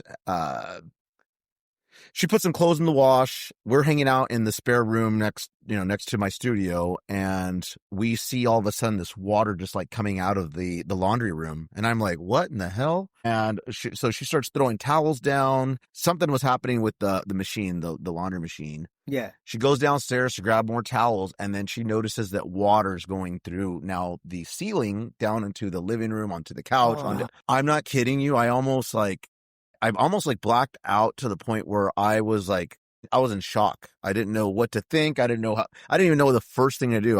Who do I call? What do I do? How do I stop? And luckily she's, and this has happened a couple of times now with me and her, where she's able to snap me out of it. And then she kind of redirects me and whatnot. So, and that was just a water leak that happened here at my house. We ended up getting it figured out. And obviously the fire department had to come out and make sure everything's fine. It was a mess. It was weird and crazy. But long story short, I can't imagine coming to my studio and seeing all my electrical equipment that pays the bills like in water like that. And I actually think I do remember when I went in to record with you with Toxic Zombie, I think maybe it was shortly after that it had happened. Cause I remember you telling kind of the story about how it had flooded. Cause that was the basement. It was in the basement, right? Where your studio was at. Yep.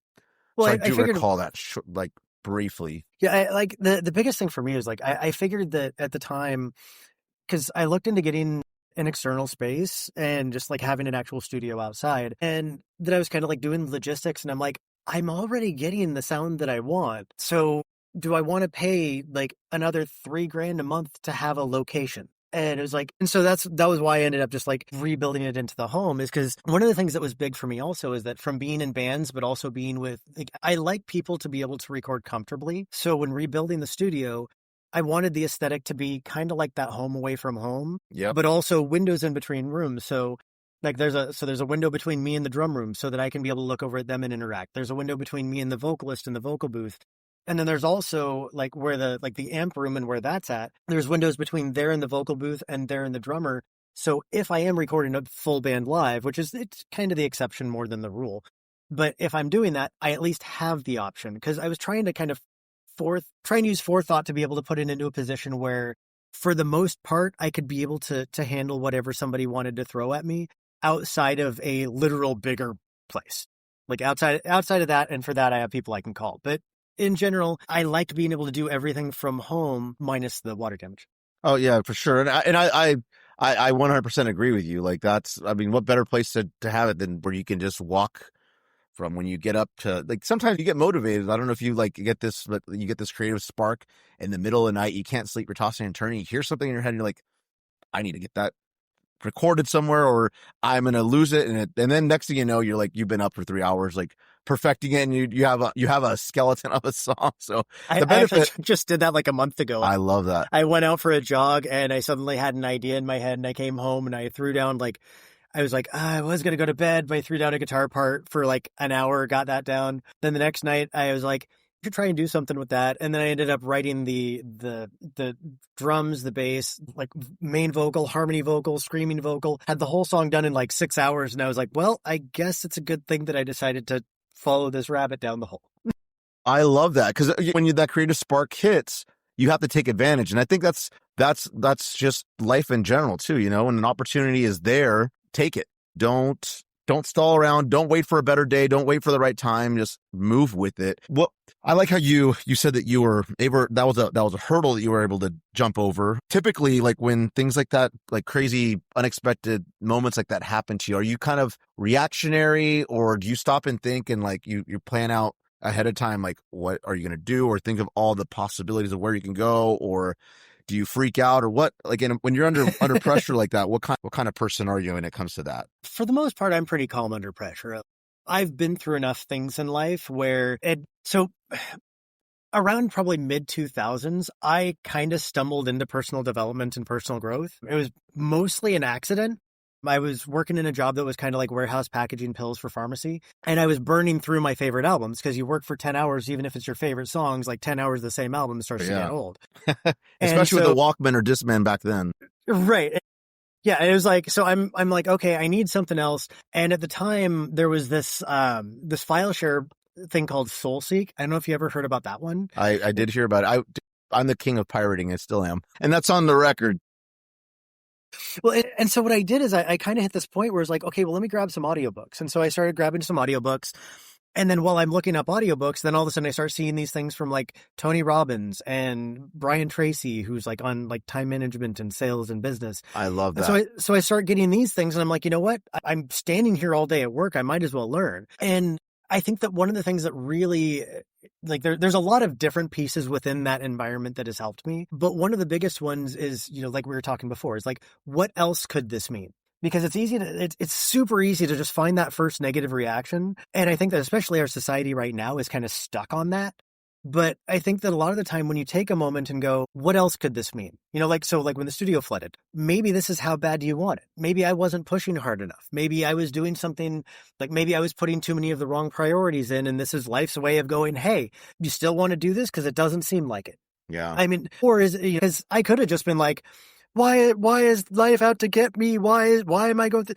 I mean, don't get me wrong. We have those moments, but staying there doesn't help you get out of that moment. No, for sure. So for me, a lot of it just comes down to what's the issue? What are my options? And then even if it sucks, like what good can come from this that might help me later on down the road? And like a really, one of the examples that I think was really kind of gets your attention. And I believe this was a Tony Robbins one, but I could be wrong. But he's talking about like, there's this guy that's on a bus and he's got like 5 kids. The 5 kids are all being super rambunctious and being loud and bothering all the other people on the bus. And people are getting more and more frustrated. And finally, some guy is just like, dude, you going to take care of your kids? And the guy looks over and he's like, I'm so sorry. We just lost their mom. I'm not even sure how to process. I don't know how to tell them. And it's things like that like when you take the moment to go, everybody's going through something. Like none of us are special. We've all had hardship. And when you kind of try and take that step back, and it allows you to also do it with yourself. Because I think that the more that you judge yourself, the more you also judge other people, because you see the things in them that you don't like in yourself. And so the more you can get to like judging yourself less, the easier it is to judge other people less, because you realize that whatever thing that they're doing that's pissing you off. Example, if you're driving, somebody like almost hits you, first reaction is like, dude, what are you doing? Like, moron. Yeah. But Middle finger. Right. But how many times have you been driving and like you're in a foreign city and you're driving through it, like especially if you're on tour and you've got like a trailer with you, you're just kind of like looking around being like, I don't even know where we're at. Like, where am I supposed to go? And then like your passenger's like, you need to take a right here. And it's like, that's what you look like, is the idiot that doesn't know what they're doing. But it's not that. It's just that your passenger just finally told you where to go and it's last minute. So it's like, I try and approach things from the perspective of like, I don't think people are intentionally dicks most of the time. Sometimes people will be, sometimes people will be for trolling and stuff like that. But I think in general, most people are doing the best they can with the information they have at the time. Great. And there's so much information too, just to add to that, there's so much information out there. Is there, like, in a lot of cases, is like, it's hard to tell what to follow and what to believe and what trail to take. So what advice would you give? Like, those are all good tips. What advice would you give to someone like me? Because I know that I'm not alone in this. There's a lot of people that just don't know, like when the shit hits the fan, you freeze up and you don't know. And you just get in the negative space. Like, Yeah. what kind of tips would you give to someone like me that just doesn't know what to do as soon as the shit hits the fan? Well, I mean, one of the biggest things I think is really, we will catastrophize things in like any kind of a thing that we can.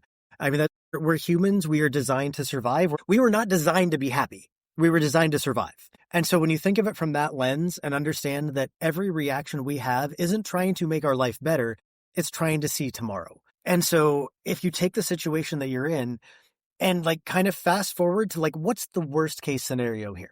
So taking an example, like you were talking about the flooding that you had in the home. If we catastrophize this to like worst case scenario, it damages part. You said that it was leaking down in the other room. So, okay, so you're going to need to replace the floor, going to need to replace the ceiling, going to need to fix some piping, maybe replace some furniture in the area on the floor before. Yeah. So now, does that suck? Absolutely. But is that the end of the world? Not really. Insurance is probably going to cover part. What doesn't get covered, okay, we're going to have to put up some extra money of our own because insurance is only going to cover part of it. So it's uncomfortable, it's frustrating, and it's annoying. But once that's paid for, it's just going to be a story. Life will move on. And it is. You're right. You're 100% right. Because I'm here a year later and I'm able to laugh about it. But not in the moment, it does suck. It really does suck. And it's like, I'm trying to break that cycle out of my habits of when something crazy unexpected happens, me freezing up and then going instantly into the negative and freaking out. And then my mind wanders, like it goes, like you said, it wanders like, how am I going to pay for this? That means that I'm going to have to sacrifice this over here because I now need to save money for that. And it's like, I go down like this horrible space, but you're right. I gotta get myself out of that mindset of it's not the end of the world. We'll figure it out. You've been through tough situations like this and even worse situations like this, and you're here today. So that's, I got to remember that. That's actually the perfect way to, like, when you're in those kinds of situations, what you just said is kind of one of the biggest things that I think helps, is that when you're in a situation that sucks, whatever that is and however deep it goes, think about things you've already been through and you're still here. Because if you've been through I don't know about like your history with stuff, but if you've been through some like really bad stuff at one point, which most of us have, when you think back to that and go, you know what, I'm okay. And so then when you have this other thing, you're like, it's still not as bad as that other thing. And I'm still here. Yeah. Yeah. And then I guess with my mind, I'm always wondering, is this going to be the thing that puts me out? And I'm like, this is not the way I'm going out. Right. Especially when I think about some of the crazy situations I've been in the past. I'm just like, if this really was the reason why, like, that's the last thing I want to be remembered by is by going out this way. I'm like, I want to go out guns a-blazing and in full rage mode. But it's you don't get to pick fight, and choose, I guess, freeze. for how you go out. Yeah. Well, it's the fight, flight, or freeze. And so it's like in those moments, like that is how humans react. And so sometimes freezing is the right move. Sometimes taking the time to think about it is the right move. Sometimes catastrophizing it is the right move in the moment because you want to see how deep that goes. But then once you're there, it's like, okay, now let's work back because like this is probably a bit ridiculous. Because even on simpler terms, like you ever sent a text message to a friend, they don't respond for like 2 days, you read back and go, did they take that wrong? Phrase that different, and then you end up like going down this rabbit hole of like maybe they're mad at me, maybe there's this thing, and then it turns out they're like, oh dude, sorry, I was out camping, I didn't have service. That does happen. Usually it's business related and I get pissed off, but now that we're talking about this, I'm thinking it could be worse for me because here's the thing, I know people that are reactionary in a horrible way, like right away. As soon as something hits the fan, they lose it. And then they go down this path that was not necessary. And they make decisions that could impact them in a really, really, really bad way. And it's because they didn't stop and think. So now that I'm thinking about it, I'm like, I mean, I guess it's not that bad that I freeze and shock up and don't do anything, or I don't know where to go and I start thinking negatively.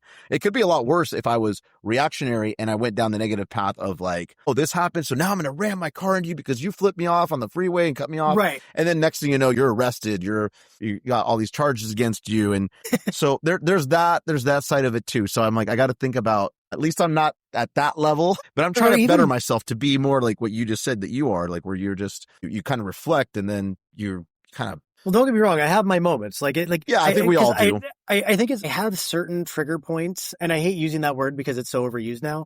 But like, there's certain things where like something from your past, and somebody does something, and it like steps on that one. Like, you know, like if somebody pokes your arm, you're just like, hey, what? But if somebody like, if you have like an open wound on your arm and somebody pokes it with like a little fine hair, and like you're gonna flinch because it's like, and that's kind of how I look at a lot of those types of wounds. Feel myself reacting like that, the first thing I try and do is like do that whole like count back from 10. Like, okay, I know this is cheesy, but like, okay, first thought wrong, second thought wrong. Like, keep going. Let's keep going until there's something I should say.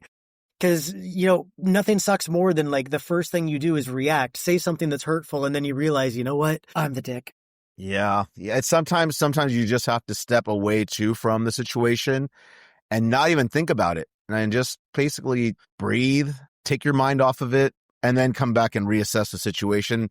It's funny because that kind of relates to sometimes with the music too. I don't know, like when you get like in this situation where you're writing music, you have some great ideas, and then all of a sudden you hit writer's block. And then you'll sit there for hours trying to come up with that lyric, trying to get that melody right, trying to come up with the right guitar part that you hear in your head, but you just can't get it out. Just out of sight. Yeah.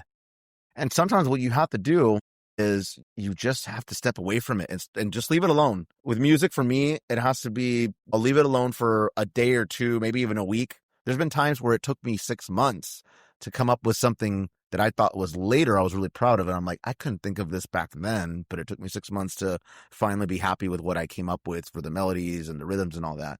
But sometimes you have to just do that to kind of just come back with a new, fresh perspective, a new way to look at it, to assess it and make your judgment at that point. And I think that goes for music, that goes for, you know, crazy situations and scenarios that life's going to throw at you. Well, and I think that the important part, like where you're saying, is sometimes it's good to take a breather. Because like for me, when I work on client work, one of the things that I'll do is I'll throw it onto my phone and then I'll go jogging to it so I can listen to it as a listener also. So I'm not just like sitting between the speakers, what all's wrong with it? I'm like, okay, how do I enjoy this as a listener? But the thing that I've had to learn to do is that once I've listened to it for my own behalf, I will stop listening to it because I want to let the client listen to it. Because I don't know if you have this or not, but it seems kind of standard of that whole thing like demoitis. I was about to say demoitis. And so what'll happen is that if I listen to it too much and then they want to change it, then I start pushing back because now I'm a fan. Yep. And so I've had to learn that, okay, listen back, make sure there's nothing that's glaringly wrong. Now don't listen to it for a while till I hear from them. But I think that I would also want to say there's a counterpoint to that as well, because I think that some people fall into that whole it'll come when it's time. And I think that I think is also worth pushing back on, not from what you're saying, because I know your work ethic, but I think that for people that don't necessarily have that work ethic yet, is that sometimes you have to realize that the iterations and the sucking is part of the writing. Yes. And like I have a song that I did a long time ago where I had a chorus to it, the vocal line was okay, and then I wrote a harmony vocal to it, and all of a sudden the harmonies were better than the main vocal. So then I had to rewrite my entire main vocal because it wasn't as good as the harmony. Now I could have just been like, well, it's all done, but that wouldn't have been what served the song. And so sometimes the biggest thing is like, I think people aren't willing to show up enough. It's like they aren't willing to be uncomfortable for all of those times. Like Stephen King said in his book on writing, where people are like, what typewriter do you use? What pen do you use? What music do you listen to? And he's like, you have to show up even when it sucks. Some days you're going to write like 10 pages of garbage. That's still work. Like if you're not in the seat when the muse shows up, then like you're just hoping those paths cross at all the random right times. So part of it's just showing up and going through that grind work, because like you've done plenty of songwriting, you know, some songs just come super easy and some songs it's like, I don't know where to go here. Yep. And I was about to say, like, doing the uncomfortable is a lot of the times what you have to do in the situations where you've never done it before, but doing it's going to get you better because it's something it's unfamiliar. And you're going to learn from it, and you're only going to get better the more you do that. And you're not only going to get better at whatever it is that you're learning to do at that point, you'll get better about doing the uncomfortable in the future because then you're going to know the end result. For example, the first time I started doing falsettos, I never liked the way they sounded. I even really didn't know. I knew what they were, but I didn't know, like, oh yeah, that's in like a lot of the music that I listened to. And the producer that I was working with at the time wanted me to do it. And I did it, and I'm like, dude, I sound like Mickey Mouse. I don't like it. I really don't like it. It sounds like garbage. It's just like, and like further down in the mix. He kept pushing me, and he forced me to do it, and I did it. And the more I did it, the more I understood what he was going with it. And once he showed me examples of the music that I like for example, like Marilyn Manson, that he does that a lot. I'm like, oh, okay. Oh, that's how he gets his voice like that. Yeah, he has a ton of head voice. And so now it's like I always want to have a head voice in there somewhere, even if it's like really down in the mix. I'm like, because that's a key thing. But like if I would have kept pushing back with that producer, I wouldn't have gotten eventually comfortable with that. And now I learned that I like that. And now when producers, before I used to be really stuck in my ways when I was writing or recording. Like if I went in to record, if I had it a certain way, because I get the demoitis, like we just mentioned, I wanted it this way, and I wanted it, but there was no changing it, no nothing. I didn't even want help with changing a word. I was really difficult. But as I started like releasing and letting go of that, I don't know if it's ego or what it is, really. Once I started letting go and getting in the uncomfortable, some of the best stuff I was coming out with some of the best stuff that I'd ever done. And just recently, with some of the newer stuff that I've been doing myself, I've always been the guy that shows up with lyrics and a melody, at least, even if we are going to change it. There's been many times recently now where I show up, we write the song, and then I have to be put on the spot to write the lyrics right then and there and record the vocals. And my producer that I'm working with, I think you might know him, Johnny Santos from Spinechink. Yeah. So I'm working with him. He's my vocal producer, and he's producing our newer album. He's made me learn, like he'll tell me, this is the melody that we're going to do, learn it. And learn it right there, then and there. We're gonna get you in the vocal booth, and you're gonna do it over and over and over until you get it right. And dude, it's pushed me. It's pushed me to be better at writing lyrics on the spot and learning melodies and hitting notes that I never thought I could do. So this last year of working with him, I've learned so much, not just songwriting wise, but just also pushing myself and getting myself in uncomfortable situations. I think part of being a great producer, just from like the people that I've worked with, including yourself, is just doing the uncomfortable. I remember that song that we did with Toxic Zombie. I remember you making suggestions as well, and us, going for what you were telling us to do then when me and my brother were in there doing the backup vocals and whatnot. And so it's your job as a producer to hear what a person that's in the recording doesn't hear or necessarily doesn't feel comfortable doing, and you getting it out of them and getting that best take out of them. Well, how do you deal with difficult customers clients, I should say, not customers, sorry, clients you can tell I'm not a producer, but how do you deal with difficult clients that come in there and they're like, I want it this way. It needs to sound this way. I don't want to make any changes. I mean, I know at the end of the day, they're paying for the service. So most producers are going to say, well, I'll get it done, but they're not really benefiting much other than whatever little bit that I'm able to contribute to it. How do you deal with someone that comes in there that's so dead set in their ways, but you hear the potential in them and you eventually get it out of them? Like what are some tips and tricks because I think something like that could be applied even in the workforce when you're dealing with coworkers or managers that are stuck in their ways and refuse to budge. I think one of the biggest key things that I've learned over the years, and it's not always easy, and I will say that there are times that I fail at this also, but at the end of the day, you have to find a way to get each other to understand that you're on the same team. And then on top of that, you also have to get to a point where, because like what you were talking about a moment ago about like when you're like, I don't know if it's ego or what. One of the things that I seem to see a lot in artistry is that a lot of ego is really more of insecurity, and we all have it. Like there's something we're really confident on, and there's something that we're not. And I think that more often than not, the people that come in that have like the major ego, typically that's because of the fact that they haven't been challenged, or they just are unwilling to look at where the flaws are. And the downside is that, and I'm sure you know this one well, in the studio, you're under a microscope. So those flaws come out real fast, Mm-hmm. and there is no excuse for it. It's like, it's like, if I'm recording a vocalist who's super pitchy or their timing is off, or if I'm recording a drummer who can't play to a metronome, like I've had somebody tell me, they're like, your metronome's off. And I'm like, no, like there's a 0% chance that the metronome is off. And so you have to be able to find a way, like, I guess somebody once told me this about kids, and I think the same kind of thing applies in this kind of setting. So like with kids, the job of a parent is to give them a safe place to fall. And I think that the studio is kind of the same way, at least like now certain producers like, was it Ross Robinson that did the first Korn album and like made them go through like all of like really difficult stuff before? Like I'm not good at that one. I can't put somebody through that torture for a good album, but I totally respect somebody who can. But for me, it's more of like, how do I get you comfortable enough to know that like, I'm not going to make fun of you for this thing. Like if there's this high note and you keep cracking when you're trying to get it, I don't mind if we have to record the same line for the next half hour. Like this is about getting you the product that you want. And the way that I typically approach, like one of the best things that I heard put, and I say this to every client I work with to start. And so you're familiar with Star Wars, correct? Yep. Okay, I actually love the first original 3. The newer ones, it is. Well, so the good news is that's the one that's the group I'm referring to. So the way that I had a producer tell me this once, and it's always stuck with me. I really wish I could remember who told me, but they were like, the problem that most producers have is that they think that they're Luke. They think that they're the hero of the story. And so they're trying to prove themselves. And the reality of the job of a producer is that we're Obi-Wan. Our job is to know where you're trying to go and to help you get there. And when you veer off course, start helping you correct course or make sure that that is in fact where you want to go. And so I love that analogy because that totally makes sense. Yeah, because like, I think one of the reasons it's easier for me is because like, as we were talking before, it's like, I'm a multi-instrumentalist. I'm a vocalist. I have my own quote unquote band. That's like me playing everything.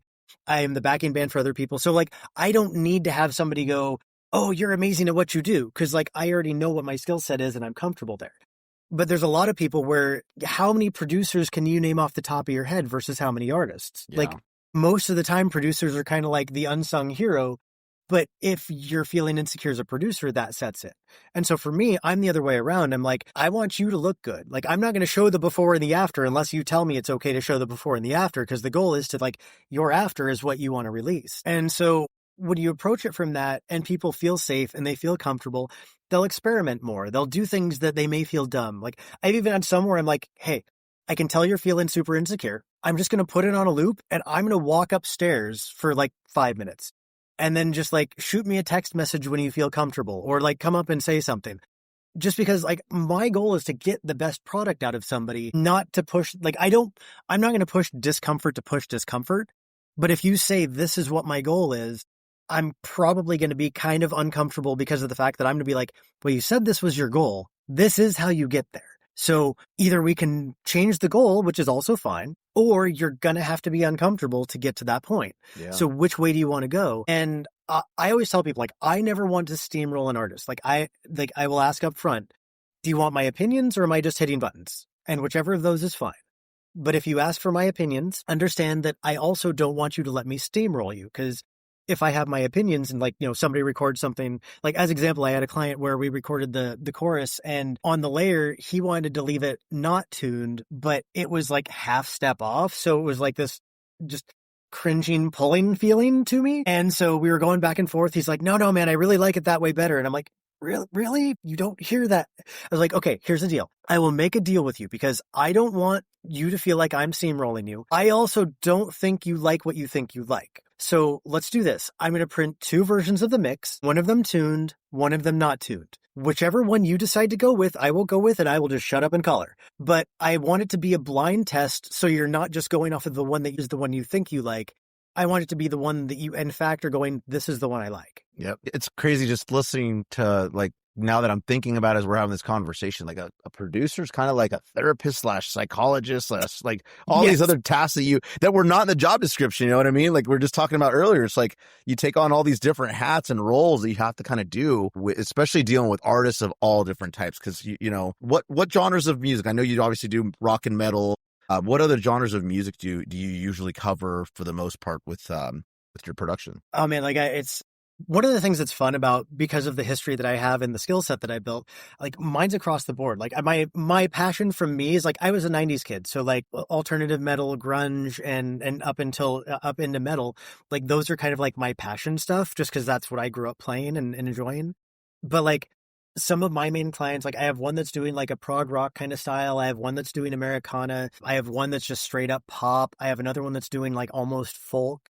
Because like at the end of the day, I just go, okay, I'm like, give me a couple of songs to reference. Let's listen to those. Then I'll pull it up and I'll be like, okay, so this song, it sounds like we want to have an acoustic guitar. This is a little more folky, so we want to mic it up. We don't want to use just a DI track.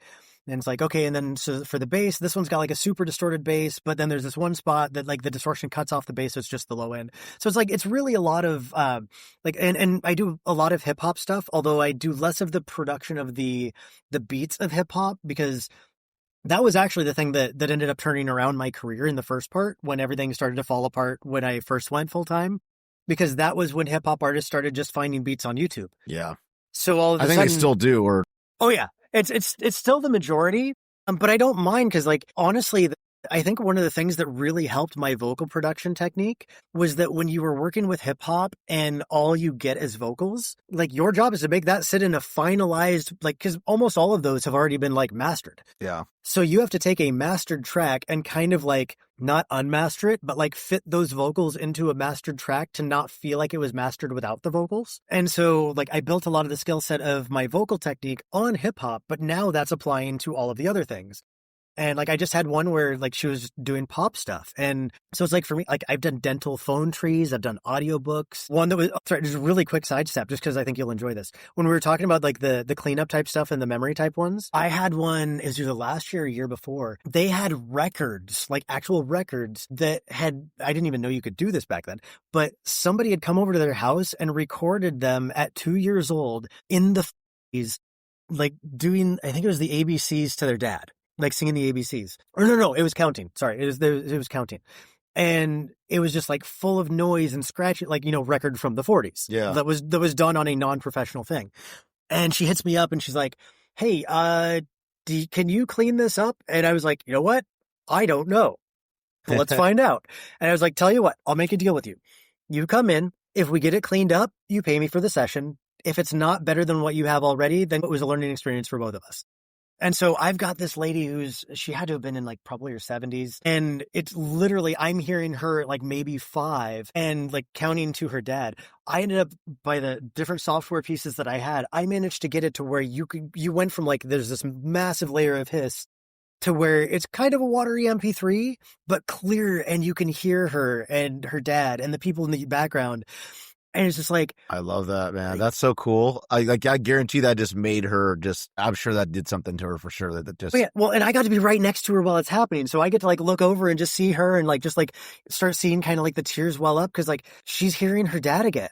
I can't imagine. Like that's Yeah, so cool. So I know that was a sidestep, but basically like main functionality, like my passion is still going to be rock and metal because that's what I grew up on. But I like some of my favorite clients are like I have clients that are Americana and I absolutely love working with them. I have people that are doing prog rock and I absolutely love working with them. So like I think the biggest thing for me is really, I love working with people that are passionate about what they love because, kind of going to what you were saying earlier is, at this point of my career, I would rather turn down work that is just people that are like, I want to be famous, but they don't actually care. Whereas if I get somebody who's passionate about what they do, but the only people that will ever hear it is me and them, that's fine. I love that feeling. How do you, and you don't have to mention any genres, but this is something I always wonder with producers. I've never really asked anyone that I'm friends with or that I've worked with. How do you deal with genres of music that A, you may not like, or B, you have no clue whatsoever where to even start with it? Like, how do you typically handle situations like that? Will you take them on, or you usually guide them like, hey, maybe this other person or elsewhere is a better option for you because I don't know anything about this, or do you dig in there and kind of learn like what the style is all about in the genre? Or how do you deal with situations like, I guess, basically what you're either A, don't like the music style that they're wanting to come in and record, or a style that you have zero knowledge about? I mean, the fortunate part I have is I've been doing this for like 25 years. So I've dabbled in a vast array of things at this point.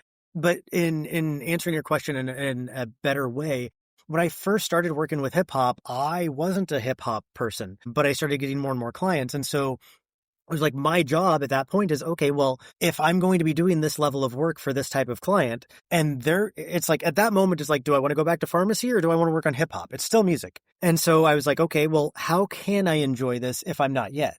So I started asking my clients, like, who do you recommend? Who should I listen to? And start listening to the production style, start like being attentive to, like, as example with hip hop, I found a video on YouTube that broke down a bunch of the best rappers and how they actually functionally wrote their hip hop verses to have like different rhyming schemes in different areas and throwbacks to different places.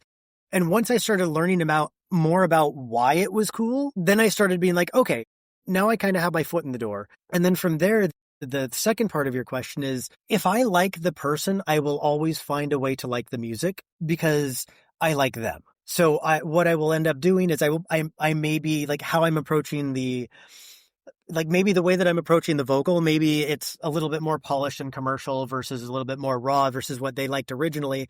But we kind of compromise in the middle of like, I want you to sound good and I like what you're doing. It's not normally my style, but do you like this? Because this is somewhere where like I start getting excited here too. But I also don't want to, back to the whole, like, I'm the guide. I don't want to send you down the rabbit hole the wrong way. So if you don't like it, that's fine. But now I'm starting to feel, so I guess a lot of it comes down to finding a way to kind of like attach a sonic fingerprint to it that feels like something you do enjoy.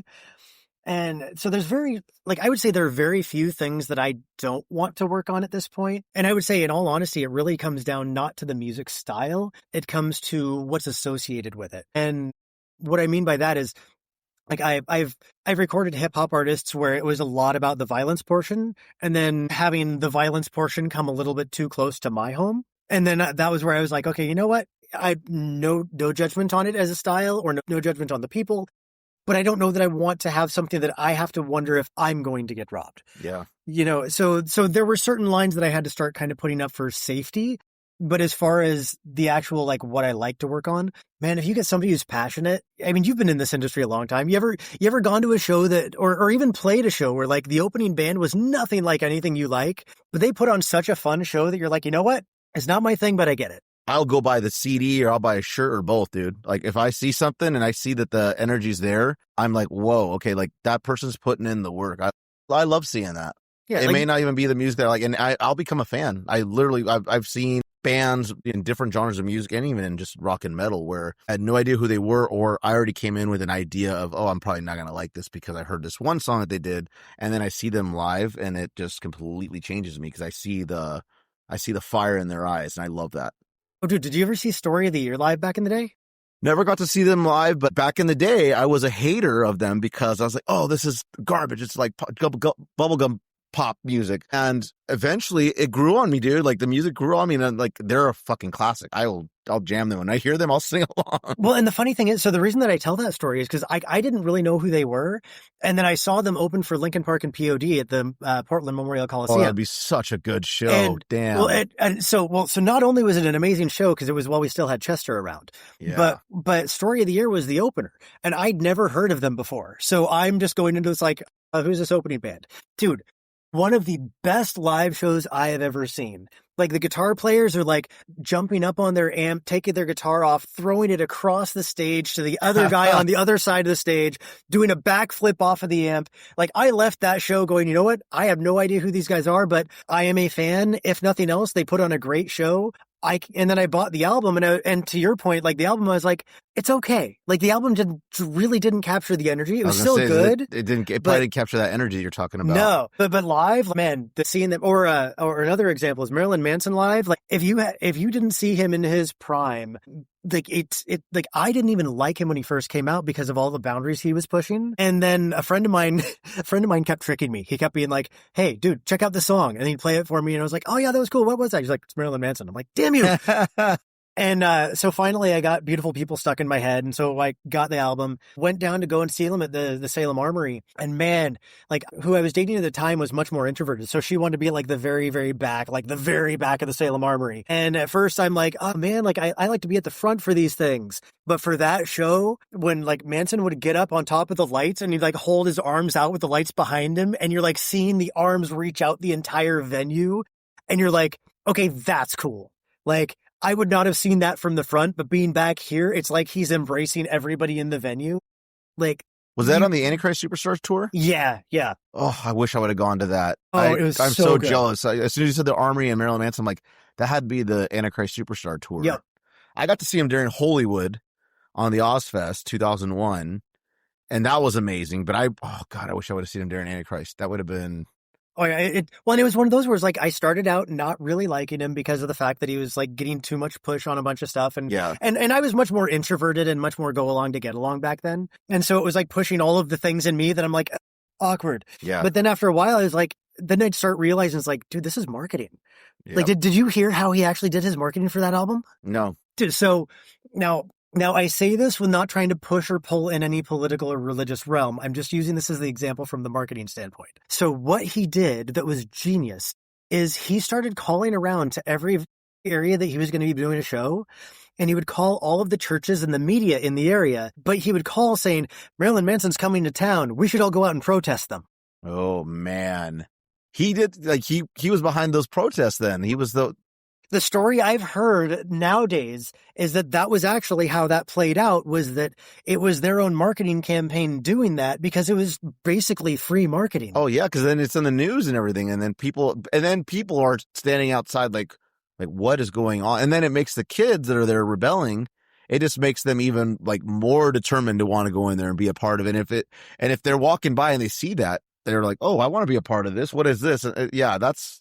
Oh, yeah, like that doesn't surprise me with Marilyn Manson. He's a very smart guy. And it worked because like when we were walking to the venue, like there were like people with signs and saying, stay out of the Church of Satan. I'm like, I'm going to a concert. Yeah. Like, I think like that's like, I like the music. Like the rest is like whatever message you think he has, whether true or not, I'm not paying attention to that. I just enjoy what he's doing. Yeah. And the message may be something completely different to you, the way you interpret it and the way you take it. So I always tell people that about music. It's like, you don't have to like the artist, fine, whatever. They may be scumbags. They may be this or that. And the lyrics may be according to them about something or according to people that are judging, but the lyrics can mean something completely different to you. Like, and that's what I always tell people. It's like art is all in the eye of the beholder and the person that's listening and the listener, and people. Well, even in situational too. Like one of the things I had happen recently, which I don't know if you've had this yet, but I imagine probably. I actually had a song that my lyrics mean something different to me now, and I know what I wrote it about. Yep, that's definitely happened. or it's almost like you foreshadow. Like sometimes you write something and then 10 years later down the road, like you wrote it and you're like, oh my God, like this song like is literally speaking about what I'm going through right now. And back then it may have just been something that was coming to you, or maybe something that you were writing about someone else, but now you're the person, which is nuts. A lot of the songs I'm writing, a lot of the songs that I'm recording now, because we were talking about how like I haven't gotten back to my music because I've been taking care of everyone else's. Yeah. Now that I'm starting to do mine, I'm like analyzing my lyrics, going, did I know? Like, did I like this actually makes just as much sense now as it did then, maybe more so. It's almost like I was giving myself breadcrumbs back then. That's life in art, man. I love that. I love hearing things like that, and it just goes to show you the power of music. Now, one of the topics that I know I had mentioned to you that I wanted to bring up was a hot topic for many people, especially for musicians and artists, and that's how AI is coming in. It's something that we all have to face as people. Like it's not going to go away. It's not something that people are going to be able to cross their arms and say, I don't want it.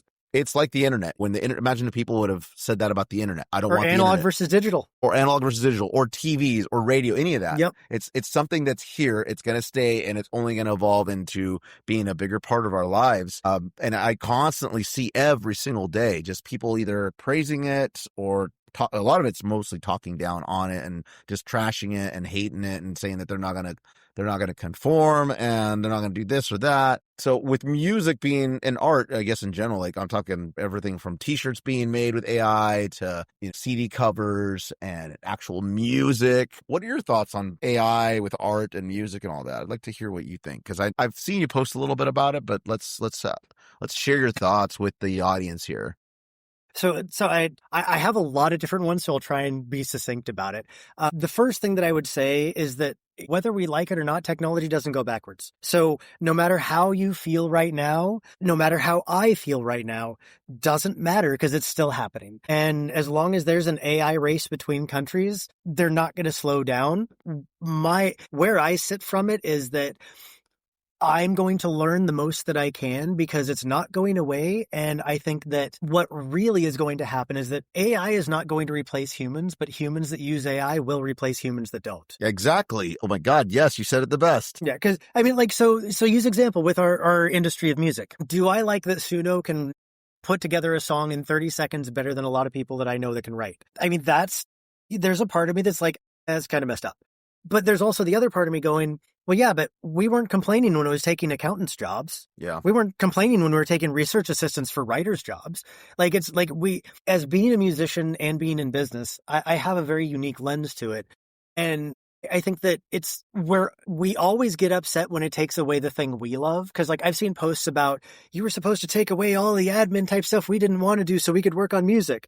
And it's like, well, but yeah, some people like admin work. So how's that count? And so I think that at the end of the day, it's learning to understand the blessings and curses of it. So like using music as an example, like, do I think that you should just be able to release AI music based on a prompt? Put it into its own category, but don't compete with people that are actually doing it. But on the other side of that is if you can't, I don't know if you've experienced this, but one thing that I see a lot of is as somebody who runs a recording studio and does music production, a lot of people kind of phone it in. And I think that if AI can do a better quality thing than you can do, maybe it deserves it. If you're not willing, I know people that'll spend $2,000 on an amp that they'll play a show to 30 people, but they're not willing to put that into doing like a song or two at a high professional level that's going to go on the internet and live longer than them. So to me, I think there's a lot of priority issues people have had that they haven't been looking at. And this is just kind of like throwing that right into the forefront, and it's super uncomfortable. And so to me, it's like, I think that, for you as a lyricist, if you were with your producer and you got stuck on a lyric,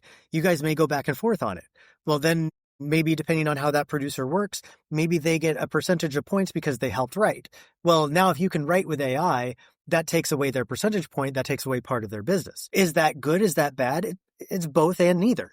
Like it's bad for them because they're not getting as much of a portion, but it's also good in the sense that you're able to get your main ideas out with a little less having to go back and forth and try and wait for somebody to be available and stuff like that. So like, I think everything it's a tool. It's a blessing and a curse. So like I have ADHD and I didn't realize it until this last probably year. Like I've made the joke for a long time. I made the joke I was ADD and OCD, but my dad had a stroke last year. And then all of a sudden now I'm accountable for like twice as much. And all of a sudden, like my ADD went like full throttle. And for me, AI has been one of the biggest blessings because I can go, okay, my brain is a chaos storm right now. And I'll be like, okay, I'm going to list off all the things in my head, break these down into bullet points, and then give me a bit of a priority level on these. And then I just spend the next 5 minutes just ranting. And then I get done, I hit the button, and it comes up and it's like, okay, here's all the things you talked about. Here's the things that you can resolve. Here's the things you can't do anything about right now and not to worry about. And so really, I think it's you get out what you put in. And there's also the, I don't know if you've seen the recent statistics, but the people that use AI to, I hate to use this word, but it's the easiest in the context. The people that use AI to cheat, whether that's to make music, whether that's to be in college and write your essays, the people that use it to cheat are going to get dumber. And they've already tested this. I was watching an interview with neuroscientists, and they said that they did this test with people where they were doing reports the old-fashioned way with research, and then a subgroup that was using only Google, and then a subgroup that was using AI. The people that were using AI were 47% dumber because they weren't retaining anything. And then Google had like a not quite as bad. And then people that actually had to do the research had the most. But that makes the most sense. The thing you have your hands in the most, the thing you have that you actually have to actively think about and be challenged by and have difficulties with, that's what we remember. And go on. I was going to say, I think we're almost there, though, when you think about it, because we have so much information with the internet in our hands that I know you see this all the time. People go back and forth on posts on Facebook or whatever with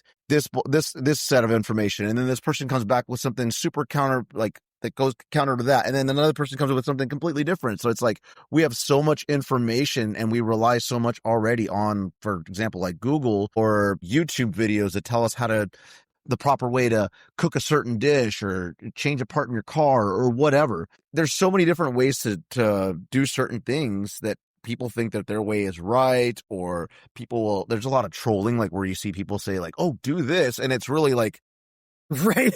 For people that are subject matter like hot experts, water on the windshield or something. It's really stupid, and it's going to cause someone to do something stupid. And there's people that will believe that. I remember when those scam emails were going out in the early 2000s, and people were, and it started out with scam mail, because I remember the mail that would go out. But like the scam emails were, you won the I don't remember winning the Spanish lottery. And you know what I mean? So it's like, I think we've already been there. I think we're already there.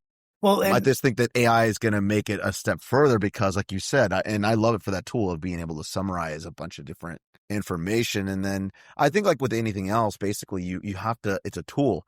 You can't 100% rely on it. There's going to be misinformation. There's going to be conflicting information. Like you mentioned a bit ago, if the AI or Suno can write the song better than a person, you know what? Challenge accepted. Take that song that Suno created and make it better.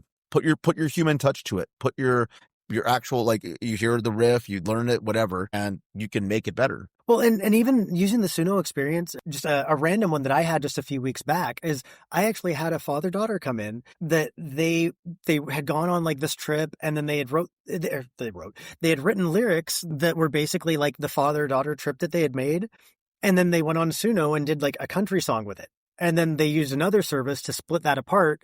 Then they brought it in here because the AI vocal had some weird like snafus in it.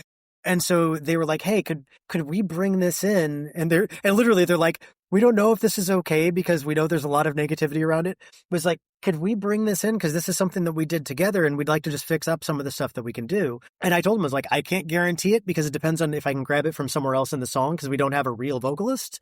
But they came in, we worked on the song, they were super excited, we had fun. And to me, it was like, this is a father and a daughter bonding over writing music that neither one of them writes music. So is this a negative? In this sense, no. So everything is a tool and a crutch, because even the news, like what you were just saying, depending on where you get your news, you get a different subset of information. Well, does that mean that news is bad? No, it just means that news has the opportunity to give you a different set of opinions based on who it is that you listen to. Yeah.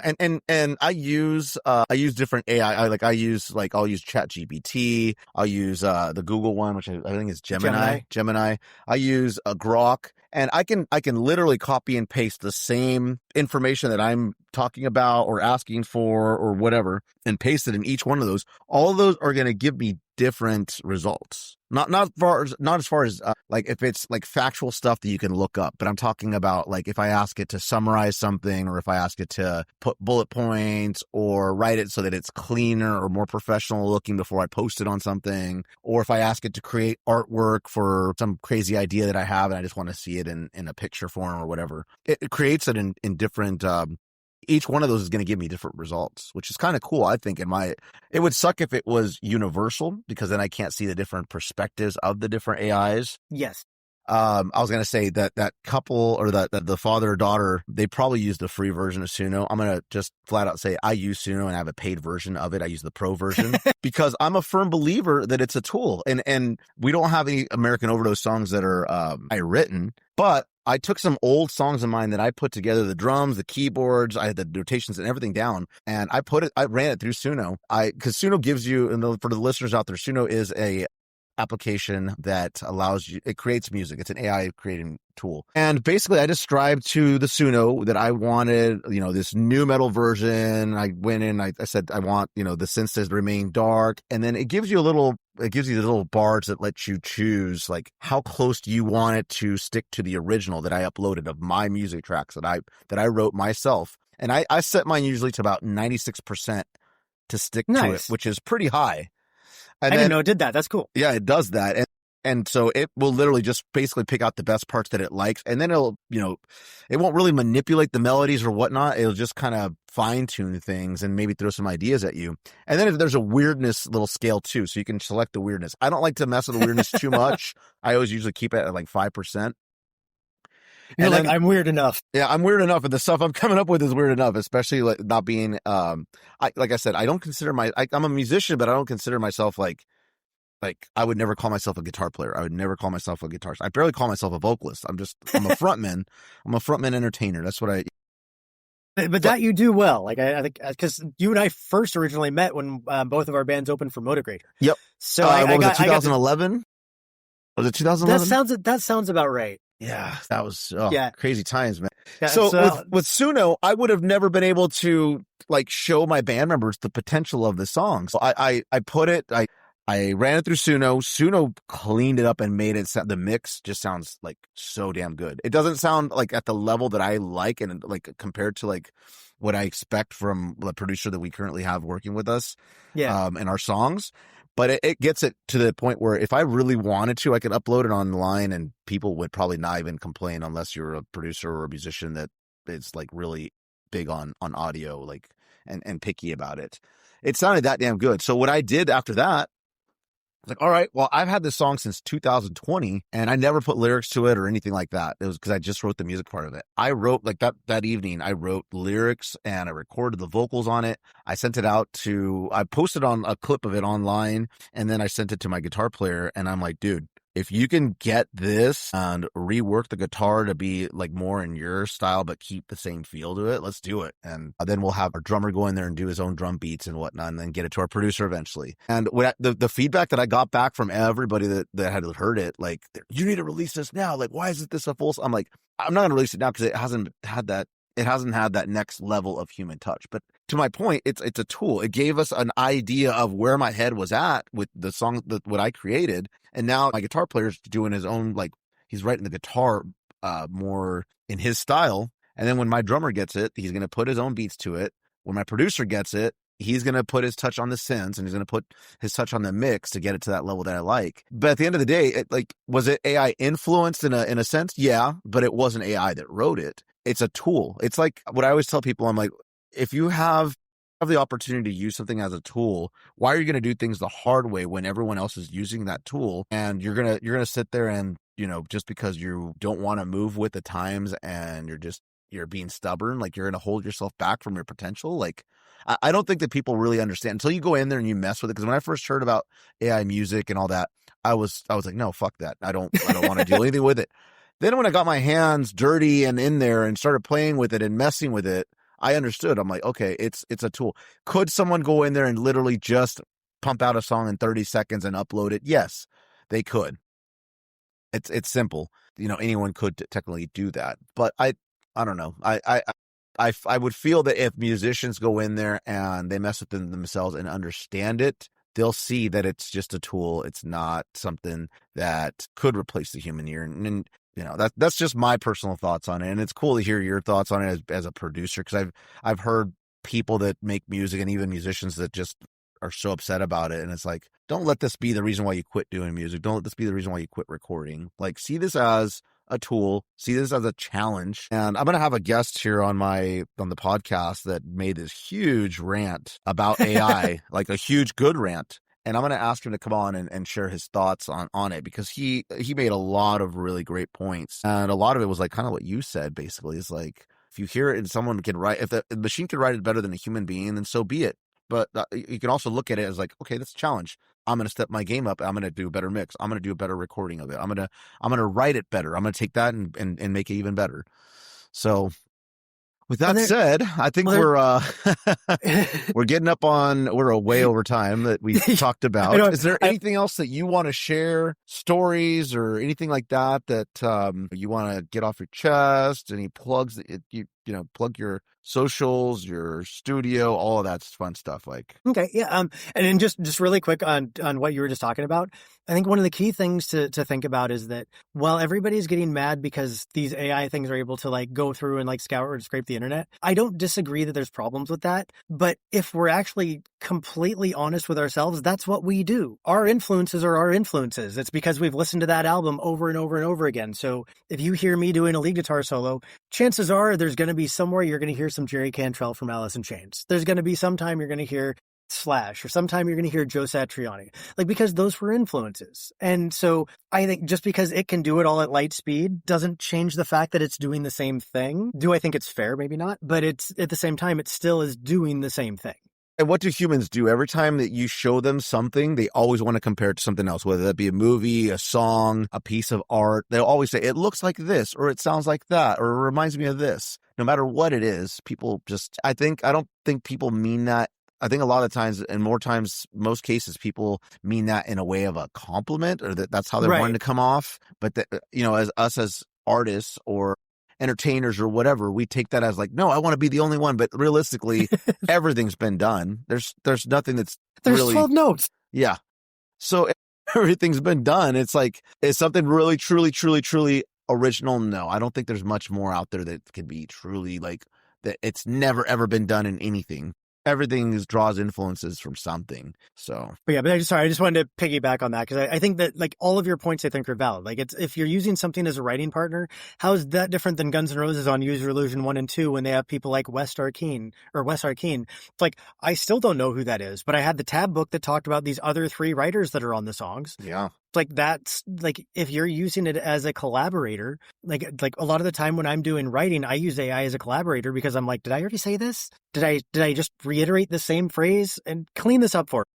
And I don't think people realize either that, your favorite band used a producer. That producer, yes, he's in the credits, but most people will always say, for example, Korn, they'll think of Korn as the 5 guys that wrote the music. They don't think about Ross Robinson. We do, because we're musicians that are in there and we nerd out and whatnot. But the general public, they think of Korn as 5 guys. They don't realize that there's a whole team behind them that does the mixing, that does the mastering, that does the producing, that sometimes they get backup vocals or guest guitars in there that you'll see in the liner notes. But people don't realize that it's not ever just the band themselves that does all the writing. In a lot of cases, right? Even if it's just the producer has, if they're doing their job right, they are in there a lot of the times making the suggestions of the note changes or how to do it and how to sing certain notes or throwing lyric ideas and whatnot. So, or even, are we putting distortion on this vocal so that it sounds grittier? Are we making it super clean? Are we putting a bunch of reverb and delay on to wash it out? Or we don't want this like right in your face and super dry? So there's a lot of decisions that. And to your point, even I was guilty of that. I went to I'm not sure if you're familiar with URM and Nail the Mix and stuff like that. I'm familiar with Nail the Mix, yep. So URM is the parent company, and they had summits for 3 years that I went to. And at one point, when we were doing one of the workshops, and one of the main guys is like, okay, so what are some of your favorite producers? And then as it got to me, and I'm like, crap. And it was like, oh my God, I'm failing at my own thing. And on the spot. But it's true. I mean, and I think that's where, like, at the end of the day, we all take our inspiration, we all have help, and it's just the matter of what. But to what you were actually asking, as far as so where I'm at now, so I am a music producer running Greenlight Studios, which is like that's my main job.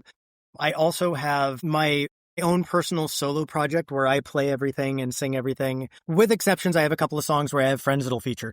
But the project is called All But Denied. And so that's where you can find. I actually just released that we were just talking about earlier. I just re-released a Christmas album that I actually originally recorded those when I was super broke and had no money. And I did it for family and friends just because I wanted to be able to provide something that actually was into. And then this was me taking all of the old recordings and then remixing them with my skills now. They sound awesome, by the way. I heard the Jingle Bell, was it Deck the Halls? I heard the Deck the Halls video earlier, right before, and it sounds awesome. So anyone out there listening, check it out for sure. That one was a lot of fun. But yeah, so I've got the band, I've got that. I'm starting on the School platform. It's SKOOL. I'm starting to do kind of like it's somewhere between building a community and a mentorship because I want to be able to help more people, but also have something that gives that steady income that studio work doesn't always, depending on how things go. And so I'm trying to put that out there as well because it basically builds a community inside. People can ask questions. We do Q&A. It's called Discipline for Dreamers. I'm still in the super early stages. I only have a handful of people in right now, but just kind of like getting the groundwork to it because I want to be able to help more people. And I love that. That's really awesome, dude. Yeah, so thank you. And then socials, you'll either find me on socials under GLS Josh or GLS Recording. So like Instagram and TikTok, it's GLS Josh. I think YouTube, it's Greenlight Studios PNW for Pacific Northwest. And yeah, I'm all over the place. Do you have an official website too, like for your studio? Yeah, and an official website is at www.glsrecording.com, like GLS, like Greenlight Studios. And I typically have an updated portfolio on there. I don't do booking directly from the website because, as we were talking earlier, at this point, I want things that I can be passionate about. And so I typically like to talk to people first and see, because I'm sure you've probably worked with somebody before where you're like, you know what, this might not have been a good move. Yeah. Yep. And so I try and make sure that we're a good fit before we work together so that way, once somebody comes in, we're actually on the same page and happy to move. It's awesome to hear you say that because that's very important. From what I'm gathered of us talking here on this podcast is that it seems like you're really good about communication and that's an important thing to you. And that is a huge thing for any partnership and business relationship, and it seems like that's a priority for you is making sure you have good communication. Yeah, I would rather over communicate and get clarity because like I'll even tell somebody when I first start working with them, I'll be like, okay, I might ask questions more frequently than you're comfortable with, but if I don't understand, I'm going to keep asking because I'd rather spend 5 minutes asking you and doing it right than a half an hour of doing it wrong and then having to go back and figure out where we were. Yep, I love it. Awesome, man. Well, everyone go check out Josh and his music, and if you're wanting to record, hit him up because he's a badass. I've gotten the chance to record with him. It's been a while, but I would love to go in there again at some point and record with you again because you impressed me when I was watching that video of the Deck the Halls. So everyone be sure to check out Josh Holland and Greenlight Studios.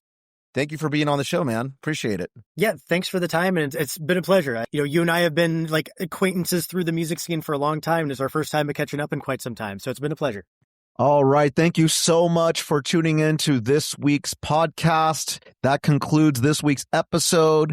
Please continue to support and share this podcast, The Liquid Shape. I want to give a huge shout out to all of you who are listening all over. I've been getting the stats and seeing that the podcast is growing more and more, and we're getting more people to check us out in cities and other countries, and it's awesome to see it grow. Continue to interact with the questions of the week because I love hearing from you guys, and keep spreading the word, man. This, like I said, this podcast, I hope that it helps motivate folks to do great things, to chase your dreams, to look at things from a different perspective, to understand that you're not alone in whatever struggles you're going through, that we all are human and that we have our ups and downs. So that said, have a great rest of your week, and we'll see you next week. Be sure to find us on all social media platforms, follow and subscribe.